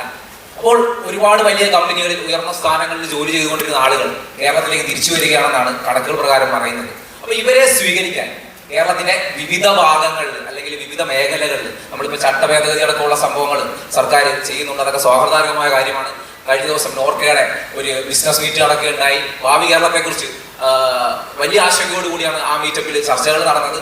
പുതിയ സംരംഭങ്ങളെ കേരളത്തിലേക്ക് സ്വാഗതം ചെയ്യുന്നുണ്ട്. അപ്പോൾ ഇത്ര വലിയ കമ്പനികൾ ജോലി ചെയ്ത ആളുകളടക്കം കേരളത്തിലേക്ക് വരുമ്പോൾ ഇപ്പോൾ കേരളത്തിൻ്റെ ഭാവിയിൽ അവരെ കൂടെ അക്കോമഡേറ്റ് ചെയ്യാൻ വേണ്ടിയുള്ള എന്ത് തരം പദ്ധതികളാണ് സർക്കാർ അടക്കമുള്ളവർ ആവിഷ്കരിക്കുന്നത്? മാധ്യമങ്ങൾക്ക് അല്ലെങ്കിൽ പൊതുസമൂഹത്തിന് എങ്ങനെയാണ് പ്രൊപ്പോസൽ മുന്നോട്ട് വെക്കാൻ കഴിയുന്നതെന്നാണ് ഒരു ചോദ്യം. അതുപോലെ തന്നെ വിഷമകരമായ ഒരു കാര്യം, പാഴ്സലുകളുമായിട്ട് ബന്ധപ്പെട്ട് ഒരു വ്യവസായി ഒരു പ്രപ്പോസൽ പറഞ്ഞപ്പോൾ മുഖ്യമന്ത്രി പറഞ്ഞ മറുപടി, കേരളത്തിൽ നിന്ന് 4 പ്രധാനപ്പെട്ട വിമാന സർവീസുകൾ കേരളത്തിന് പുറത്തുള്ള സംസ്ഥാനങ്ങളിലേക്ക് കൊടുത്തെന്നാണ്. ഇത്തരം കേന്ദ്രത്തിൽ നിന്ന് നമ്മൾക്കെതിരെ ഒരു വെറുപ്പിന്റെ രാഷ്ട്രീയത്തെ അവർ പല മേഖലകളിൽ മുന്നോട്ട് കൊണ്ടുപോകുമ്പോൾ നമ്മൾ എങ്ങനെയായിരിക്കാം ഇതിനെ അതിജീവിക്കുന്നത്? പിന്നെ ഒരു വിദ്യാർത്ഥി എന്നുള്ള നിലയിലൊരു ചോദ്യമാണ്. പ്രധാനമായും UPSC പഠിക്കാൻ അല്ലെങ്കിൽ ഉന്നത എക്സാമുകൾ പഠിച്ചെഴുതാൻ വേണ്ടി പലപ്പോഴും നമ്മൾ ആശ്രയിക്കുന്ന മാധ്യമം എന്ന് പറയുന്നത്, അല്ലെങ്കിൽ പത്രം എന്ന് പറയുന്നത് ഹിന്ദു എന്ന പത്രമാണ്. എനിക്ക് അങ്ങനെയാണ് തോന്നിയിട്ടുള്ളത്. എൻ്റെ സുഹൃത്തുക്കളെല്ലാം അങ്ങനെയാണ് കണക്കാക്കിയിട്ടുള്ളത്. എന്തുകൊണ്ടാണ് ഒരു മലയാള പത്രം ലോക വാർത്തകളെ ഉൾക്കൊള്ളുന്ന ഒരു ഞങ്ങൾക്കൊരു പഠനത്തിന് ഉപയോഗിക്കാൻ കഴിയുന്ന ഒരു ഉപകരണമായിട്ട് വരാത്തത്? കാരണം ഇല്ലിക്കുന്ന് മുതൽ ഇന്ന് വരെയുള്ള പത്രചരിത്രമുള്ള മലയാള പത്രങ്ങൾ ആ തരത്തിലേക്ക് ഉയരാത്തത് എന്തുകൊണ്ടാണ്? എന്തെങ്കിലും സംഘടിത ശക്തിയുടെ ഭാഗമായിട്ടാണോ കേവല രാഷ്ട്രീയ വാർത്തകൾ അല്ലെങ്കിൽ കേരളത്തിൽ ഒതുങ്ങിയിരിക്കുന്ന വാർത്തകൾ മാത്രം കൊടുക്കുന്നത്? എന്തുകൊണ്ട് നാളെ ഇന്നല്ലെങ്കിൽ നാളെ എൻ്റെ മലയാളത്തിൽ എന്നെനിക്ക് ലോകവാർത്തകൾ വായിച്ച് മനസ്സിലാക്കാൻ കഴിയും? അതിനെന്താണ് അല്ലെങ്കിൽ അത്തരത്തിൽ പത്രങ്ങൾ പുറകോട്ട് പോകാൻ കാരണം എന്താണെന്ന് കൂടി ചോദിച്ചുകൊണ്ട് നിർത്തുന്നു. നന്ദി. ആദ്യ ഭാഗം സൈജാദിന് മറുപടി പറയുന്നു. ലിങ്ക്ഡിനിൽ വന്ന ഒരു റിവേഴ്സ് മൈഗ്രേഷനെ കുറിച്ചുള്ള കാര്യത്തെക്കുറിച്ചാണ്. അങ്ങനെ ഒരു റിവേഴ്സ് മൈഗ്രേഷൻ ഉണ്ടായാൽ കേരളത്തിന് സ്വീകരിക്കാനുള്ള അടിസ്ഥാന സൗകര്യങ്ങളും സാധ്യതകളുമുണ്ടോ? റിവേഴ്സ് മൈഗ്രേഷന് തടസ്സമായിട്ട് നമ്മൾ വാസ്തവം പറഞ്ഞാൽ നമ്മൾ എപ്പോഴും ആഗ്രഹിച്ചിരുന്ന കാര്യമാണ്. കേരള സർക്കാരും കേരളത്തിലെ ജനതയും ഇവിടെ കൂടുതൽ ഇൻവെസ്റ്റ്മെൻറ്റ് വരണം, ഇവിടുത്തെ ആളുകൾ മാൻ പവർ പുറത്തുനിന്ന് കൂടുതൽ തിരിച്ചു വരണം എന്നൊക്കെ നമ്മൾ ആഗ്രഹിച്ചിരുന്നതാണ്. അതിന് തടസ്സമായി പറഞ്ഞിരുന്ന 1-2 കാര്യങ്ങൾ. ഒരു കാര്യം എന്താണെന്ന് വെച്ചാൽ ചില പ്രത്യേക വ്യവസായങ്ങൾ, നമ്മുടെ വലിയ ഇൻവെസ്റ്റ്മെൻറ്റ് വേണ്ടി വരുന്ന വ്യവസായങ്ങൾ, നമ്മുടെ അതായത് മാനുഫാക്ചറിങ് പോലെയുള്ള അതൊക്കെയായാൽ ഒരുപാട് ക്യാപിറ്റൽ വേണ്ടി വരുന്ന ഇൻവെസ്റ്റേഴ്സ് വരാനുള്ളത് കേരളത്തിൻ്റെ ഭൂപ്രകൃതി കാരണം, ജനസാന്ദ്രത കാരണം യൂസ് ചെയ്യാൻ കിട്ടുന്ന ലാൻഡ് വളരെ കുറവാണ്. ഇൻഡസ്ട്രിക്ക് കൊടുക്കാൻ സാധിക്കുന്ന ലാൻഡ് കുറവാണ്. പിന്നെ വെള്ളം, നമ്മൾ വളരെയധികം എൻവയോൺമെൻറ്റിന് വളരെയധികം പ്രാധാന്യം കൊടുക്കുന്ന ഒരു ഗവൺമെൻറ് പോളിസി ആയതുകൊണ്ട് നമുക്ക് വെള്ളം വളരെയധികം ഉപയോഗിക്കുന്ന വ്യവസായങ്ങൾ അനുവദിക്കാൻ പ്രയാസമാണ്. ഇത്തരം പ്രശ്നങ്ങൾ ഒഴിച്ചാൽ അത് വെച്ച് നോക്കുമ്പോൾ IT, ടൂറിസം തുടങ്ങിയ വ്യവസായങ്ങൾക്ക് മാത്രമേ ഇവിടെ സാധുതയുള്ളൂ. അപ്പോൾ IT-യിലും ഞാനൊരു കണക്ക് വായിച്ചത് ഇന്ത്യയിലെ ഏറ്റവും കൂടുതൽ എംപ്ലോയീസ്, ഇന്ത്യയിലെ IT എംപ്ലോയീസിൽ ഏറ്റവും കൂടുതൽ ഉള്ളതിൽ 15%, വിച്ച് ഇസ് ഹയർ ദാൻ ഒരു സ്റ്റേറ്റിൻ്റെ വെച്ച് നോക്കുമ്പോൾ 15% കേരളത്തിൽ നിന്നുള്ള 15 to 20% കേരളത്തിൽ നിന്നുള്ളവരാണ്. പക്ഷേ കേരളത്തിൽ നിന്നുള്ള IT എക്സ്പോർട്സ്, ടോട്ടൽ IT എക്സ്പോർട്സിൻ്റെ 1% പോലും വരുന്നില്ല. അപ്പോൾ അപ്പം നമുക്ക് IT-യിലും ടൂറിസത്തിലുമാണ് ഈ റിവേഴ്സ് മൈഗ്രേഷനെ അബ്സോർബ് ചെയ്യാൻ പറ്റുന്നത്. ആ വിധത്തിലുള്ള ഇൻഫ്രാസ്ട്രക്ചറിന് വേണ്ടി സർക്കാർ കൂടുതൽ എംഫസൈസ് ചെയ്യുന്നു എന്നുള്ളത് കൊണ്ട് നമുക്ക് അക്കോമഡേറ്റ് ചെയ്യാൻ പറ്റും.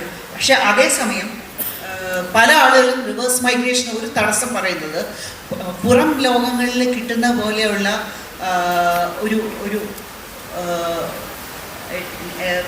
ചില സൗകര്യങ്ങൾ, അതായത് നൈറ്റ് ലൈഫ്, ഒരു കോസ്മോപോളിറ്റൻ ലൈഫ്. ഇപ്പോൾ മലയാളിക്ക് ഒരു കോസ്മോപോളിറ്റൻ മനസ്സുണ്ട്, പല കാര്യങ്ങളിലും പ്രോഗ്രസീവ് ആണെന്ന് പറയുമെങ്കിലും ഒരു വേൾഡ് ക്ലാസ് ലൈഫ് എന്ന് പറഞ്ഞാൽ രാത്രിയും പകലും ജീവിക്കുക, സ്ത്രീകൾക്ക് രാത്രിയും പകലും സഞ്ചരിക്കാൻ സാധിക്കുക, അങ്ങനെയൊക്കെയുള്ളൊരു അന്തരീക്ഷം, 24 hours ആക്റ്റീവായിട്ടുള്ള ഒരു ജനത, അത്തരം സംഗതികളില്ല. അപ്പം അത്തരം ലൈഫ് ഇല്ല എന്നുള്ളത് അതിന് നമ്മുടെ ഒരു സ്മോൾ ടൗൺ മെൻറ്റാലിറ്റി പലപ്പോഴും തടസ്സം വരുന്നുണ്ട്. ഈവൻ സർക്കാരിൻ്റെ ഇനീഷ്യേറ്റീവ്സിന് പോലും, അത്തരം കാര്യങ്ങൾക്കുള്ള ഇനീഷ്യേറ്റീവ്സിന് പോലും പല വിധത്തിൽ തടസ്സം വരുന്നുണ്ട്. നമ്മളിപ്പോൾ അമേരിക്ക അധിക ചുങ്കം ഏർപ്പെടുത്തുമ്പോൾ, അല്ലെങ്കിൽ ഇപ്പോൾ H-1B വിസയിൽ നിയന്ത്രണം ഏർപ്പെടുത്തുമ്പോൾ, അല്ലെങ്കിൽ അത് പാടില്ല എന്നുള്ള നിലയിലുള്ള നിയന്ത്രണം ഏർപ്പെടുത്തുമ്പോൾ ആണ് നമ്മൾ ആത്മനിർഭർ ഇന്ത്യയെക്കുറിച്ചും അതുപോലെ സ്വയം പര്യാപ്ത കേരളത്തെക്കുറിച്ചും ഒക്കെ ചിന്തിക്കുന്നത് എന്നുള്ളൊരു വിഷയമില്ലേ? നിങ്ങൾ തുടർച്ചയായി ഒരുങ്ങുന്നുണ്ടോ ഈ റിവേഴ്സ് മൈഗ്രേഷന്? ഇല്ല, ഇത് ഇപ്പം പറഞ്ഞ കാര്യം നേരത്തെ നമ്മൾ പറഞ്ഞത് നമ്മുടെ ഒരു ആഗ്രഹമായിരുന്നു. അതായത് നമ്മുടെ ഒരു ആഗ്രഹ ചിന്തയാണ് ഈ ആളുകൾ തിരിച്ച്. ഇപ്പോൾ ഇതെന്താണെന്ന് വെച്ചാൽ എല്ലാ കാര്യത്തിനും ഒരു സപ്ലൈ ഡിമാൻഡ് ഫാക്ടേഴ്സ് ഉണ്ടല്ലോ. അതായത് നമ്മളെ നിർബന്ധിതമായി അവിടേക്ക് പോയി കഴിഞ്ഞ ആളുകൾ ഇപ്പോൾ ഉള്ള ഈ വിസ സിറ്റുവേഷൻ കാരണം, ട്രംപ് ഭരണം കാരണം ഉണ്ടായിട്ടുള്ള ഒരു മാനസികമായ സമ്മർദ്ദം, എപ്പോൾ വേണമെങ്കിലും എന്ത് സംഭവിക്കാം എന്നുള്ള ഒരു സമ്മർദ്ദം കാരണവും തിരിച്ചു വരാൻ അവർ നിർബന്ധിതരാകുക. അപ്പോൾ ഇവിടെയുള്ള ഈ എക്കണോമിക് പാരിറ്റി, അതായത് അവിടെ കിട്ടുന്ന ശമ്പളം ഇവിടെ ഉള്ളതിനേക്കാളും 10 ഇരട്ടി എങ്കിലും ശമ്പളം അവിടെ കിട്ടും എന്നുണ്ടെങ്കിലും അത് വേണ്ടാന്ന് വെച്ച് ഇവിടെയുള്ള മറ്റുള്ള നമ്മുടെ ക്രീച്ചർ കംഫേർട്സിന് അതീതമായിട്ടുള്ള മറ്റു ചില സൗകര്യങ്ങളിൽ തൃപ്തരാവാനും ഹാപ്പിനെസ് ഇൻഡെക്സ് കൊണ്ട് തൃപ്തരാവാനും തയ്യാറായി അവർ തിരിച്ചു വരും എന്നുള്ളതാണ് നമ്മുടെ പ്രതീക്ഷ. ചോദ്യത്തിൻ്റെ അടുത്ത ഘട്ടം എന്ന് പറയുന്നത് UPSCക്ക് തയ്യാറെടുക്കുമ്പോൾ അവരുടെ കയ്യിൽ കിട്ടുന്ന പത്രങ്ങളിൽ ദ ഹിന്ദു ആണ് കുറച്ചുകൂടി ഉപകാരപ്രദമാകുന്നത് എന്നുള്ളതാണ്. എന്തുകൊണ്ടാണ് മലയാള പത്രത്തിന് ആ നിലയിൽ ഉയർന്നു നിൽക്കാൻ സാധിക്കാത്തതെന്നുള്ളതാണ്. കെ പി റജീൻ്റെ ഇവിടെ KUWJ പ്രസിഡന്റ് KP റജി അതിന് മറുപടി തെരഞ്ഞെടുപ്പെടുത്തിയത്. ഇതിന് യഥാർത്ഥത്തിൽ മറുപടി പറയേണ്ടത് ഒരു യൂണിയൻ ഭാരവാഹിയല്ല, അതിൻ്റെ പത്ര നടത്തിപ്പുമായി കൂടുതൽ ഇൻവോൾവ് ആവുന്ന അതിൻ്റെ എഡിറ്റർമാരാണ് അതിൻ്റെ കൃത്യമായ നിലപാടുകളും മറുപടിയൊക്കെ പറയേണ്ടത്. എനിക്ക് കുറച്ചുകൂടെ നിഷ്പക്ഷമായിട്ട് പറയാൻ പറ്റും. എൻ്റെ എഡിറ്റർ എൻ്റെ തൊട്ടടുത്ത് ഇരിപ്പുണ്ട്. എങ്കിലും എനിക്ക് തോന്നുന്നത് ഈ മാധ്യമ മേഖലയിൽ നിലനിൽക്കുന്ന ഭൗതിക സാഹചര്യങ്ങൾ കൂടി ഇതിന് കാരണമാകുന്നുള്ളത്. ഹിന്ദു അല്ലെങ്കിൽ അതുപോലെയുള്ള ദേശീയ മാധ്യമങ്ങൾ ഈ രംഗത്ത് ഇൻവെസ്റ്റ് ചെയ്യുന്നത് പോലെ കേരളത്തിലെ ചെറുകിട പത്രങ്ങൾക്ക് എത്രമാത്രം ഇത് ഇൻവെസ്റ്റ് ചെയ്യാൻ കഴിയും എന്നുള്ളത് പ്രസക്തമായ ഒരു കാര്യമാണ്. കാരണം ഹിന്ദു പോലെയാകാൻ ആഗ്രഹിക്കുന്ന ചില മലയാള പത്രങ്ങളുടെ എഡിറ്റർമാർ സംസാരിച്ച അനുഭവം എനിക്കുണ്ട്. പക്ഷേ ആ സംസാരിച്ച എഡിറ്റർമാർക്ക് അല്ലെങ്കിൽ അവരുടെ മാനേജ്മെൻറ്റിന് അതനുസരിച്ച് അതിലേക്ക് എങ്ങനെ ഇൻവെസ്റ്റ് ചെയ്യാൻ, കാരണം സ്വാഭാവികമായും ഇപ്പോൾ നിലനിൽക്കുന്ന മാധ്യമ സാഹചര്യങ്ങൾ എല്ലാവർക്കും ബോധ്യമുള്ളതാണ്. നിലവിലുള്ള സംവിധാനത്തിൽ തന്നെ തുറന്നു പറയട്ടെ,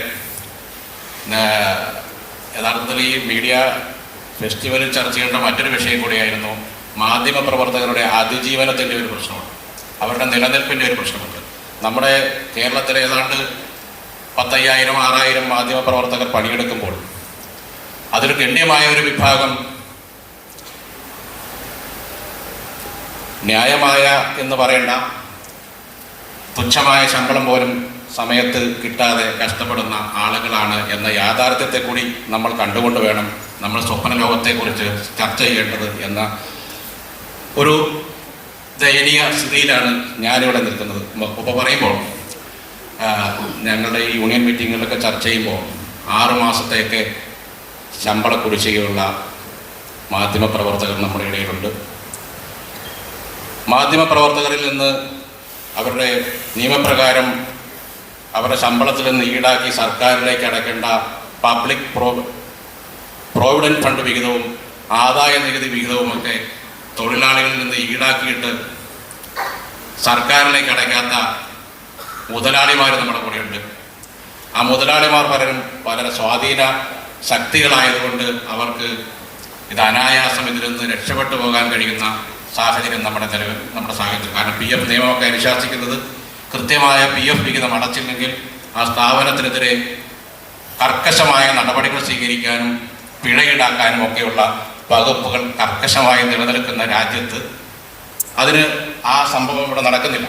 PF അധികാരികളുമായി ഇത് ബന്ധപ്പെട്ട പരാതികൾ വന്നപ്പോൾ PF-ന്റെ കേരളത്തിലെ അധികാരികൾ പറഞ്ഞ മറുപടി, നിങ്ങൾ ഇതിന് യഥാർത്ഥത്തിൽ ചെയ്യേണ്ടത് കേന്ദ്ര സർക്കാരിൻ്റെ തൊഴിൽ മന്ത്രാലയത്തിൽ നിന്നുള്ളൊരു ഡയറക്ഷൻ എങ്ങനെയെങ്കിലും സംഘടിപ്പിക്കുക എന്നുള്ളതാണ്. കാരണം മീഡിയയെ ആ നിലയ്ക്ക് ഡയറക്റ്റായി കൈകാര്യം ചെയ്യാൻ ഞങ്ങൾക്ക് കഴിയാത്ത സാഹചര്യമുണ്ട്. അതൊരു യാഥാർത്ഥ്യമാണ്. ഇത് ഞാനൊരു ഭൗതിക സാഹചര്യങ്ങളെക്കുറിച്ച് പറഞ്ഞാണ്. പക്ഷേ അതുകൊണ്ട് തന്നെ സമഗ്രവും സമ്പൂർണവുമായ ഒരു ദിനപത്രം ഇറക്കുന്നതിന് മലയാള മാധ്യമങ്ങൾ പലതും കടുത്ത പ്രതിസന്ധി നേരിടുന്നുണ്ട് എന്ന യാഥാർത്ഥ്യം ആണ് ഞാൻ പറഞ്ഞത്. അതോടൊപ്പം നിലവിൽ നേരത്തെ 16 പേജുകളിലുമൊക്കെ അടിച്ചിരുന്ന മാധ്യമങ്ങൾ ഇപ്പോൾ പേജുകൾ വെട്ടിക്കുറച്ചും തൊഴിലാളികളുടെ ശമ്പളം വെട്ടിക്കുറച്ചും തൊഴിലാളികളെ പിരിച്ചുവിട്ടുകൊണ്ടും അവരുടെ സമയത്ത് അവരുടെ കൂലി കൊടുക്കാതെയും ഒക്കെയാണ് അവർ പിടിച്ചു നിൽക്കാൻ ശ്രമിക്കും. ഞാൻ ഇത് പറഞ്ഞു വരുന്നത് മാധ്യമ സ്ഥാപനങ്ങളെല്ലാം കടുത്ത പ്രതിസന്ധിയിലാണെന്നും അവരുടെ ശമ്പളം കൊടുക്കാതിരിക്കണമെന്നുമല്ല. അങ്ങനെ വഴി തേടുന്ന മാധ്യമങ്ങൾ സ്വാഭാവികമായും ഇത്ര സമഗ്രവും സമ്പൂർണവുമായ ഒരു ഉദാഹരണമായിട്ട് ഞാൻ പറഞ്ഞാൽ നികേഷ് സാറിനെ ഞാനൊരു പുതിയ ചാനൽ തുടങ്ങുകയും ആ ചാനലിൽ നികേഷ് സാറിനെ മാധ്യമപ്രവർത്തനം അവസാനിപ്പിച്ചു എന്നൊക്കെ പ്രഖ്യാപിച്ചിട്ടുണ്ട് എങ്കിൽ പോലും ഈ ചാനലിൽ എഡിറ്ററാക്കാൻ ഞാൻ ആഗ്രഹിച്ചാൽ അതിന് തക്ക പേയ്മെന്റ് തരണ്ടേ? ആ പേയ്മെന്റ് തരാൻ കഴിയാത്ത, അതിനൊക്കെ സഫീഷ്യൻ്റായ മാനവ വിഭവശേഷിയെ തീറ്റിപ്പോറ്റാൻ കഴിയാത്ത ഒരു മാധ്യമ സ്ഥാപനങ്ങൾക്ക് സ്വാഭാവികമായും അതിൻ്റെ പ്രതിസന്ധികളുണ്ട്. നമുക്കറിയാം, ഈ ഫുട്ബോൾ ക്ലബ്ബുകളെ പോലും ആലോചിക്കുമ്പോൾ ആ ഫുട്ബോൾ ക്ലബ്ബുകളിലെ സ്റ്റാർ പ്ലെയേഴ്സിനെയാണ് നമ്മൾ അണിനിരത്തുന്നത്. ഇതിൻ്റെ CR7 മെസ്സിയും ഒക്കെയുള്ള ക്ലബ്ബുകൾക്ക് മുമ്പിൽ സാധാരണ നമ്മുടെ നാട്ടിൻപുറത്തെ ആളുകൾക്ക് സെവൻസ് കളിച്ചുകൊണ്ടിരിക്കുന്ന ആളുകളെ വെച്ച് നമുക്ക് അതിനെ പിടിച്ചെടുക്കാൻ കഴിയില്ല. സ്വാഭാവികമായും നമ്മുടെ ക്ലബ്ബുകൾ ആ വൻ താരനിരയുള്ള ക്ലബ്ബുകൾക്ക് മുമ്പിൽ പരാജയപ്പെടും. അത് സമാനമായ ഒരു അവസ്ഥയാണ് ഇവിടെ നിലനിൽക്കുന്നത്. കാരണം ബാഴ്സലോണയെ പോലെ എന്തുകൊണ്ട് നമ്മുടെ FC കൊച്ചിന് എത്താൻ കഴിഞ്ഞില്ല എന്ന് ചോദിക്കുമ്പോൾ അതിന് നിലനിൽക്കുന്ന ചില ഭൗതികമായ സാഹചര്യങ്ങളുണ്ട്. ആ ഭൗതിക സാഹചര്യങ്ങളെ കൂടി വിലയിരുത്തിക്കൊണ്ട് വേണം നമ്മൾ അതിലേക്ക് കടക്കേണ്ടത്. അത് ഞാൻ പറഞ്ഞ ആ ചോദ്യത്തിലേക്ക് വീണ്ടും വരികയാണ്. അതിൽ കുറച്ച് യാഥാർത്ഥ്യമുണ്ട്. കാരണം സമഗ്രവും സമ്പൂർണവുമായ വർത്തമാന പത്രം എന്ന സങ്കല്പത്തിലേക്ക്, അല്ലെങ്കിൽ ആളുകളുടെ ചോദനകളെ സംതൃപ്തിപ്പെടുത്താനുള്ള സമഗ്ര വാർത്താ വിഭവങ്ങൾ ഒരുക്കുന്നതിൽ നമ്മുടെ മലയാള പത്രങ്ങൾക്ക് പലപ്പോഴും ന്യൂനതകൾ ഉണ്ട് എന്ന യാഥാർത്ഥ്യം അംഗീകരിക്കുന്നു. ചില ഘട്ടങ്ങളിലെങ്കിലും അതിൻ്റെ ചില ഡെസ്കുകൾക്ക് നേതൃത്വം നൽകിയിട്ടുള്ള ഒരാളെന്ന നിലയിൽ കൂടി ഞാൻ പറയുന്നു, അത് ഒരു പോരായ്മ തന്നെയാണ്. ആ പോരായ്മ നികത്താൻ യഥാർത്ഥത്തിൽ അതിൽ പണിയെടുക്കുന്ന ആളുകളെ കൂടി ആളുകൾക്കുപരിയായി പണിയെടുപ്പിക്കുന്ന ആളുകൾക്കാണ് കൂടുതൽ പങ്ക് ഉള്ളത് എന്ന് മാത്രം പറഞ്ഞു വെച്ചുകൊണ്ട്. തീർച്ചയായും റെജി പറഞ്ഞതിൽ വളരെ പ്രധാനപ്പെട്ട ചില ഘടകങ്ങളുണ്ട്. പത്രത്തെ സംബന്ധിച്ചിടത്തോളം വിഭവ സമാഹരണം, അല്ലെങ്കിൽ മാധ്യമങ്ങളെ സംബന്ധിച്ചിടത്തോളം വിഭവ സമാഹരണം വലിയ വെല്ലുവിളിയാണ്. അങ്ങനെ വിഭവ സമാഹരണത്തിൽ പ്രതിസന്ധി അനുഭവിക്കുന്നവർ യഥാർത്ഥത്തിൽ ആദ്യം പട്ടിണിക്കിടുന്നത് മാധ്യമ പ്രവർത്തകരെയാണ്, അതിൽ ജോലി ചെയ്യുന്നവരെയാണ് എന്നുള്ള അടിസ്ഥാനപരമായ പ്രശ്നങ്ങളെ കണ്ടുകൊണ്ട് മാത്രമാണ് നമുക്ക് കുറെ കൂടി വിപുലമായ രീതിയിൽ ദേശീയ തലത്തിൽ പ്രവർത്തിക്കുന്ന, അല്ലെങ്കിൽ ഇന്ത്യ ആകെ വ്യവഹരിക്കാൻ കഴിയുന്ന ഇംഗ്ലീഷ് മാധ്യമങ്ങളുമായി താരതമ്യം ചെയ്യാൻ എന്നതാണ് KP റെജി അക്കാര്യത്തിൽ മറുപടിയായി പറയുന്നത്. അങ്ങനെ പറയുമ്പോൾ തന്നെ ശ്രീ RS ബാബു അതിനകത്തൊരു ഉപചോദ്യമുണ്ട്. നമുക്ക് 2 ഇംഗ്ലീഷ് ഇന്ത്യൻ പത്രങ്ങളെ എടുക്കാം. ദ ഹിന്ദു ഉണ്ട്, ടെലിഗ്രാഫ് ഉണ്ട്. നമ്മൾ ഈ അടുത്ത് കണ്ടത് നമ്മുടെ മലയാളിയായിട്ടുള്ള R രാജഗോപാലിനെ ഈ മോദി കാലഘട്ടത്തിൽ നമ്മൾ എങ്ങനെയാണ് പത്രത്തെ ഡിസ്പ്ലേ ചെയ്യേണ്ടത് എന്ന് കാണിച്ചു തന്നിട്ടുള്ള ആളാണ് ശ്രീ R രാജഗോപാൽ. രാജഗോപാലിന് ആ പത്രത്തിൽ നിന്ന് രാജിവെച്ച് ഒഴിയേണ്ടി വന്നു എന്ന് പറയുമ്പോൾ തന്നെ അത് അദ്ദേഹത്തിൻ്റെ അഭിമാനം രാജിവെച്ച് ഒഴിയുന്നതിലേക്കാണ് അദ്ദേഹത്തെ നയിച്ചതെങ്കിൽ യഥാർത്ഥത്തിൽ അതൊരു പുറത്താക്കൽ കൂടിയാണ്. അതേസമയം ദ ഹിന്ദുവിൻ്റെ മാനേജ്മെൻറ്റിനെ നമ്മൾ മോദിയുമായി ചിത്രങ്ങളിൽ കാണാം. ഹിന്ദുവിൻ്റെ മാനേജ്മെൻറ്റ് തന്നെ ഹിന്ദുവിൻ്റെ എഡിറ്റോറിയലിനെതിരായി പ്രതികരിച്ചതായി കാണാം. അപ്പോൾ അവിടെ ഈ പറയുന്ന രീതിയിൽ ഒരു മാനേജ്മെൻറ്റിൻ്റെ കൺട്രോളിലല്ല അവിടുത്തെ എഡിറ്റോറിയൽ എന്ന് പറയുന്ന വിഷയമുണ്ട് എന്നുള്ളതാണ്. ഇതിനെങ്ങനെയാണ് താങ്കൾ വിവച്ഛേദിച്ച് മനസ്സിലാക്കുന്നത്? വിഭവങ്ങൾക്ക് ഒരു അപ്രത്യക്ഷമായ ഒരു നിയന്ത്രണ ശക്തിയുണ്ട് എന്നുള്ളത് പ്രധാനപ്പെട്ടൊരു കാര്യമാണ്. പക്ഷേ ഭരണകൂടം സൃഷ്ടിച്ചിട്ടുള്ള ഈ അപ്രത്യക്ഷമായ ശക്തിക്ക് അപ്പുറമായി നിന്നുകൊണ്ട് സ്വതന്ത്രമായ പത്രപ്രവർത്തനം ചില ഘട്ടങ്ങളിൽ വരെ ഒരു പരിധി വരെ നടത്താനും കഴിയും. അങ്ങനെ നടത്തുന്ന ഒരു പത്രമാണ് ദ ഹിന്ദു. ടെലഗ്രാഫ് ആണെന്നുണ്ടെങ്കിൽ അവരുടെ ഇംഗ്ലീഷ് പത്രം ആണ് ടെലിഗ്രാഫ്. അതേ പത്രം തന്നെ അവരുടെ ചാനലിൻ്റെ സ്വഭാവം മറ്റൊന്നാണ്. അപ്പോൾ ഒരേ മാനേജ്മെൻറ്റിന് തന്നെ വ്യത്യസ്ത നിലയിൽ നടത്താൻ കഴിയും. ഈ നമ്മുടെ മാധ്യമ വിദ്യാർത്ഥി ചോദിച്ച ചോദ്യം വളരെ പ്രസക്തമാണ്. മലയാളത്തിൽ ഹിന്ദുവിനെ പോലെ ഒരു പത്രം പുറത്തു വരുന്നതിനുള്ള സാഹചര്യങ്ങൾ യഥാർത്ഥത്തിൽ ഇവിടെ നിലനിൽക്കുന്നുണ്ട്. അത് ഉപയോഗപ്പെടുത്താനുള്ള ശക്തികൾ വരണമെന്ന് മാത്രമേ ഉള്ളൂ. അതിലേക്ക് എത്താൻ ഒരു സംഘടിതമായിട്ട് തന്നെ ആളുകൾ അതിന് കോർത്തിണക്കുന്ന ഒരു ശക്തികൾ വരികയാണെന്നുണ്ടെങ്കിൽ പത്രം വരും എന്ന് തന്നെയാണ് കരുതുന്നത്. രാജേന്ദ്രൻ, ആ ചോദ്യത്തിൻ്റെ 3-ാം ഘട്ടം എന്ന് പറയുന്നത് ഈ വെറുപ്പിൻ്റെ രാഷ്ട്രീയത്തെ നമ്മൾ എങ്ങനെയാണ് അതിജീവിക്കുന്നതാണ്. അതായത് നമ്മുടെ വിമാനത്താവളങ്ങൾക്ക് പ്രാധാന്യം ലഭിക്കുന്നില്ല, അവിടെ വേണ്ട വിമാനങ്ങൾ നൽകാതിരിക്കുന്നു എന്നുള്ള പ്രശ്നമുണ്ട്. അത് വളരെ ഗുരുതരമാണ്. നമ്മൾ തുടങ്ങിയിട്ടുള്ള കണ്ണൂർ വിമാനത്താവളമൊക്കെ പരിതാപകരമായിട്ടുള്ള അവസ്ഥയിലേക്ക് പോകുന്നു. കൊച്ചി വിമാനത്താവളത്തിലാണ് അത്യാവശ്യമുള്ളത്, എന്നാലും ആവശ്യമായിട്ടുള്ള വിമാനങ്ങളില്ല എന്നുള്ളതാണ്. അപ്പോൾ കൊച്ചി ഒരു ഹബ്ബാകാൻ പാടില്ല എന്നുള്ള കൃത്യമായ ഉദ്ദേശം അതിനകത്തുള്ളതും ഈ നിലയിലുള്ള ഒരു വെറുപ്പിൻ്റെ ഇപ്പോൾ നമ്മളൊരു വിമാനത്താവളമാണ് തിരുവനന്തപുരം വിമാനത്താവളം. നമ്മളിപ്പോൾ ഇരിക്കുന്ന സ്ഥലമാണല്ലോ തിരുവനന്തപുരം വിമാനത്താവളത്തിൽ ഞാൻ ദീർഘകാലത്തിന് ശേഷമാണ് തിരുവനന്തപുരം വിമാനത്താവളത്തിൽ നിന്നൊരു അന്താരാഷ്ട്ര വിമാനത്താവളത്തിൽ നിന്ന് ഞാൻ പുറത്തേക്ക് പോകുന്നത്. ഞാൻ കൊച്ചിയായിരുന്നു എപ്പോഴും. കൊച്ചി വളരെ മനോഹരമായിട്ടുള്ള വിമാനത്താവളമാണ്. അതിനകത്ത് വലിയ ട്രാഫിക് ഇല്ലെങ്കിൽ പോലും ഭയങ്കര മനോഹരമായിട്ടുള്ള നമുക്ക് ഏത് രാജ്യാന്തര വിമാനത്താവളവുമായി താരതമ്യം ചെയ്യാൻ കഴിയുന്ന വിമാനത്താവളമാണ് കൊച്ചി എന്ന് പറയുന്നത്. പെട്ടെന്ന് ഞാൻ തിരുവനന്തപുരം വിമാനത്താവളത്തിൽ ബസ് സ്റ്റാൻഡിൻ്റെ പോലും ക്വാളിറ്റി ഇല്ല എന്നതാണ്. ഇതിപ്പോൾ അദാനി ഏറ്റെടുത്തപ്പോൾ നമ്മുടെ MP ആയിട്ടുള്ള ശശി തരൂർ അടക്കം പറഞ്ഞ എന്താണ്, അദാനിക്ക് വേണ്ടി വാദിക്കാനുള്ള കാരണം എന്താണ്, ഇതൊരു അന്താരാഷ്ട്ര തലം ഉണ്ടാകണം, ഇതിന് ആ നിലയിലുള്ള ക്വാളിറ്റി ഉണ്ടാകണം എന്നാണ്. നിങ്ങൾ പോയി നോക്കുക, ഇന്റർനാഷണൽ വിമാനത്താവളം പോയി നോക്കിക്കഴിഞ്ഞ് കഴിഞ്ഞാൽ ഒരു ബസ് സ്റ്റാൻഡിൻ്റെ മൂത്രപ്പുര പോലെ തോന്നിക്കുന്ന മൂത്രപ്പുരകൾ അടങ്ങുന്ന ഒരു വിമാനത്താവളം സജ്ജീകരണങ്ങളാണ് അവിടെ കാണുന്നത്. അപ്പോൾ ഇതൊക്കെ എന്താ? ഇത് ഒരു രാഷ്ട്രീയമായ പരിഹാരം വേണം. അല്ലാതെ ഇത് വിമാനത്താവളങ്ങളുടെ കാര്യത്തിൽ മാത്രമുള്ളതല്ല. ഇപ്പോൾ നമ്മുടെ ശബരിപാത, ഒരേ സമയം ശബരിപാത, ഉത്തർപ്രദേശിലെ 2 റെയിൽവേ ലൈനുകളുണ്ട്. ഉത്തർപ്രദേശിലെ 2 പുതിയ റെയിൽവേ ലൈനുകൾ വരാൻ പോകുന്നു. അതിന് 2-ലും 100% തുക നൽകുന്നത് കേന്ദ്ര സർക്കാരാണ്. ശബരിപാത വന്ന പകുതി സംസ്ഥാന സർക്കാർ. നമ്മുടെ ദേശീയപാത വികസനം നമ്മുടെ സർക്കാർ കാശ്. നമ്മളൊക്കെ ഡൽഹിയുള്ള സമയത്ത് ഏറ്റവും കൂടുതൽ കേട്ടിട്ടുള്ള ഒന്നാണ്, കേരളത്തിൽ നിന്ന് കേരള സർക്കാർ ഒരു ഫ്ലൈറ്റ് സർവീസ് തുടങ്ങുമ്പോൾ ഇങ്ങോട്ട് കേരള സർക്കാർ എന്ത് ചെയ്യുന്നു, ഈ ഗൾഫിലെ പ്രശ്നങ്ങൾ, ഗൾഫ് യാത്രക്കാരുടെ പ്രശ്നം തീർക്കാനായി കേരള സർക്കാർ കേരളത്തിൽ നിന്ന് ഗൾഫിലേക്ക് ഒരു എയർ സർവീസ് തുടങ്ങാൻ പോകുന്നു. ഉമ്മൻചാണ്ടി എന്നാൽ അതിൻ്റെ കാരണം എന്താ വെച്ചാൽ, നിങ്ങൾ നോക്കുക, ഓണക്കാലമായി കഴിഞ്ഞാൽ 1 ലക്ഷം രൂപയുടെ അടുത്തൊക്കെയാണ് ഒരു ടിക്കറ്റിന് വില. ചൂഷണം ചെയ്യുകയാണ്. അതായത് ഈ ഡൽഹിയിൽ നിന്ന് വാഷിങ്ടണിലേക്കുള്ളതിനേക്കാൾ കൂടുതൽ തുകയാണ് ഇത് ഓണക്കാലായിരിക്കുന്ന സീസണായി കഴിഞ്ഞാൽ കേരളത്തിൽ നിന്ന് ഗൾഫ് രാജ്യങ്ങളിലേക്ക്. എന്നിട്ട് എന്ത് ചെയ്യുകയാണെന്ന് വെച്ചാൽ ഇന്ത്യൻ എയർലൈൻസ്, നമ്മുടെ എയർ കമ്പനികളൊക്കെ വൻതോതിൽ കേരളത്തിലെ ആൾക്കാരെ ചൂഷണം ചെയ്ത് കൊള്ളലാവുണ്ട്. ഇങ്ങനെ നമ്മൾ ഏത് മേഖല നോക്കിയാലും ഈ രീതിയിൽ നമുക്കിത് കാണാൻ സാധിക്കും. ഇതിന് ഒറ്റ പരിഹാരമേ ഉള്ളൂ, അത് രാഷ്ട്രീയമായ പരിഹാരം മാത്രം. അതിനെങ്ങനെ മീഡിയയായി ബന്ധപ്പെടുന്നു ചോദിച്ചാൽ അതിന് എല്ലാവരും മാധ്യമപ്രവർത്തകരാകും. ഇപ്പം ഞാനൊരു ഉദാഹരണം ഒട്ടും സമയം എടുക്കുന്നുണ്ട്. എങ്ങനെ ഇതിനെ എല്ലാവരും ചോദിക്കുന്നൊരു ചോദ്യം എങ്ങനെ ഇതിനെ കൗണ്ടർ ചെയ്യുന്നതാണ്. ഒറ്റ ഉദാഹരണം പറയാം. നമ്മുടെ അലക്സാണ്ടർ ജേക്കബിന് എല്ലാവർക്കും അറിയാമല്ലോ, കേരളത്തിലെ ഏറ്റവും വലിയൊരു പഴയ ഒരു പോലീസ് ഉദ്യോഗസ്ഥന്. അദ്ദേഹം ഒരു മോട്ടിവേഷൻ സ്പീക്കർ കൂടിയാണ്. ഇങ്ങനെ വലിയ മോട്ടിവേഷൻ സ്പീക്കറുകൾ നടത്തും. അപ്പോൾ അദ്ദേഹം ഒരു കാലത്ത് അദ്ദേഹത്തിൻ്റെ വളരെ വൈറലായ ഒരു വീഡിയോ ആണ്. ആ വീഡിയോ എന്ന് വെച്ചാൽ ഹാർവാർഡ് യൂണിവേഴ്സിറ്റി അറിയാം, അമേരിക്കയിലെ പ്രശസ്തമായ ഹാർവാർഡ് യൂണിവേഴ്സിറ്റിയിലെ അവിടുത്തെ കെട്ടിടങ്ങളെല്ലാം തന്നെ കിഴക്ക് ദിക്കിലേക്ക്, ഒരു സന്യാസി എന്ന് പറഞ്ഞത്രേ, അവിടുത്തെ പഠന നിലവാരം ഉയർത്താനായിട്ട് ഒരു കാര്യം ചെയ്യുന്ന മതി. അവിടുത്തെ കെട്ടിടങ്ങളെല്ലാം തന്നെ വൃത്താകൃതിയിൽ കിഴക്കോട്ട് തിരിഞ്ഞാക്കി കഴിഞ്ഞാൽ എന്ത് ചെയ്യും, അവിടുത്തെ പഠന നിലവാരം. ഒന്ന്, ഹാർവാർഡ് യൂണിവേഴ്സിറ്റിയിലെ അത്ര ബ്രില്യൻ്റ് ഓഫ് ബ്രില്യൻസ്, ഏറ്റവും മിടുക്കന്മാർക്ക് അവിടെ അഡ്മിഷൻ കിട്ടും.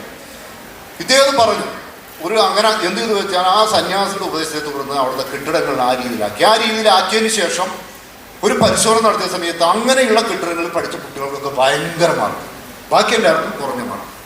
ഇത് അദ്ദേഹം നടത്തിയൊരു വീഡിയോയാണ്. ഇതിങ്ങനെ വൈറലായതുകൊണ്ട് ലക്ഷക്കണക്കിന് ആൾക്കാർ കണ്ടു. ആ സമയത്ത് കൊല്ലത്തുള്ള ഒരു അഭിറാം അരുൺ എന്നൊരു +1 പഠിക്കുന്ന വിദ്യാർത്ഥി നേരെ ഹാർവാർഡ് യൂണിവേഴ്സിറ്റിക്ക് ഒരു മെയിൽ അയച്ചു. ഇങ്ങനൊരു കാര്യം കേൾക്കുന്നു, ഇത് ശരിയാണോ, ഇതെന്താ എൻ്റെ പറയുന്ന വസ്തുത അന്വേഷിച്ചു മെയിൽ അയച്ചു. ആ മെയിലിന് അവരൊരു മറുപടി അയച്ചു. ഇവർ പറഞ്ഞു, ഇത് എവിടെ നിന്നാണ് നിങ്ങൾക്ക് ഇത്തരം കാര്യങ്ങൾ കിട്ടി, അങ്ങനൊരു സംഭവമേ ഇല്ല, ഞങ്ങളുടെ എല്ലാം പല ആകൃതിയിലുള്ള കെട്ടിടങ്ങളുണ്ട്, ഇത് നിങ്ങൾക്ക് ആരാണ് വിവരം തന്നെങ്കിൽ അത് പൂർണ്ണമായിട്ട് തെറ്റാണ്, പക്ഷേ ഞങ്ങൾ നിങ്ങളെ അഭിനന്ദിക്കുന്നു, കാരണം ഇത്തരത്തിലുള്ള ഒരു കാര്യം നിങ്ങൾ അന്വേഷിച്ചു. അഭിറാം അരുൺ ഈ വിഷയങ്ങളൊക്കെ മുൻനിർത്തി ശാസ്ത്ര കേരളത്തിൽ ഒരു ലേഖനം എഴുതി, ഒരു ഹാർവാർഡ് അപാരത എന്നായിട്ട് ഹാർവാർഡ് അപാരത. ഈ ശാസ്ത്ര കേരളത്തിലെ ആ ഒരു ലേഖനം മുൻനിർത്തി എല്ലാ ചാനലുകളും ഇത് അയാളുടെ നമ്മുടെ അലക്സാണ്ടർ ജേക്കബിൻ്റെ കള്ളം പൊളിഞ്ഞു എന്ന് പറഞ്ഞ് വാർത്തകൾ അടിച്ചു. അത് ഭയങ്കര വൈറലായി. ആ എല്ലാ പ്രധാനപ്പെട്ട ചാനലുകൾക്ക് വാർത്തയ്ക്ക് മാത്രമല്ല, അലക്സാണ്ടർ ജേക്കബ് അതിനുശേഷം പരസ്യമായി മാപ്പ് പറഞ്ഞ് എനിക്ക് തെറ്റുപറ്റിപ്പോയത് ഏതൊരു സന്യാസി അവിടെ പറഞ്ഞ കാലം ഞാൻ റിപ്പീറ്റ് ചെയ്തതാണ്. മാത്രമല്ല, നിങ്ങൾ ആലോചിക്കുക, അങ്ങനെ ആ അഭിറാം അറിഞ്ഞിരുന്ന ആ വിദ്യാർത്ഥി അങ്ങനെ ഒരു ശ്രമം നടത്തിയില്ല എന്നുള്ളത് എന്തായിരിക്കും അവസ്ഥ? ഇപ്പോഴും ഇത് സത്യം ആൾക്കാർ കരുതുന്നു. ഏറ്റവും വലിയ ഒന്ന് ആലോചിച്ച് നോക്കുക, എന്തായിരിക്കും ഇതിൻ്റെ അവസ്ഥ. പക്ഷെ അതിനുശേഷം ഇപ്പം അദ്ദേഹത്തെ എവിടെയും തന്നെ ഈ ഒരു മോട്ടിവേഷൻ സ്പീക്കറായിട്ട് എടുക്കുകയാണ്. ഞാൻ പറഞ്ഞതെന്ന് വെച്ചാൽ, ഇത് ഒരു +1 പഠിക്കുന്ന ഒരു വിദ്യാർത്ഥിക്ക് ഇത്രയും ചെയ്യാൻ സാധിക്കുമെങ്കിൽ ഈ ജേർണലിസം വിദ്യാർത്ഥികൾക്കൊക്കെ നിങ്ങളെപ്പോലുള്ള ആൾക്കാർക്കൊക്കെ എന്തെല്ലോ കാര്യം ചെയ്തു. ആകെ ഇപ്പോഴുള്ള പ്രശ്നങ്ങൾക്കുള്ള ഒരേ ഒരു പോംവഴി എന്നാൽ എല്ലാവരും ജേർണലിസ്റ്റുകളാണ്. സ്വന്തമായിട്ടൊരു സോഷ്യൽ മീഡിയ അക്കൗണ്ടും ഒരു മൊബൈൽ ഫോണും ഉള്ളവരൊക്കെ ഇന്ന് ജേർണലിസ്റ്റുകളാണ്. അപ്പോൾ എല്ലാവരും ജേർണലിസ്റ്റുകൾ. അതിനകത്ത് ക്വാളിഫിക്കേഷൻ്റെയോ അതിൻ്റെയോ യാതൊരു ആവശ്യമില്ല. അതാണ് ഏക പോകുന്നത്. മഹേന്ദ്ര, കേരളത്തിലെ ഏറ്റവും ചെറിയ ജില്ലയായ ആലപ്പുഴയെ കേരളത്തിലെ ഏറ്റവും വലിയ ജില്ലയാണെന്ന് പരസ്യമായിട്ട് പറഞ്ഞ ഒരു കേന്ദ്രമന്ത്രിയുടെ ഇവിടെ വന്ന് കേരളത്തിൽ വന്ന് ഉറപ്പില്ലാതെ പറയാൻ ധൈര്യം കാണിച്ചു. പക്ഷെ അതൊക്കെ മലയാളി ചോദ്യം ചെയ്യുന്നുണ്ട്. പക്ഷെ അന്നേരം ആദ്യം ചോദ്യം ചെയ്തില്ല എന്നത് ദയനീയവും.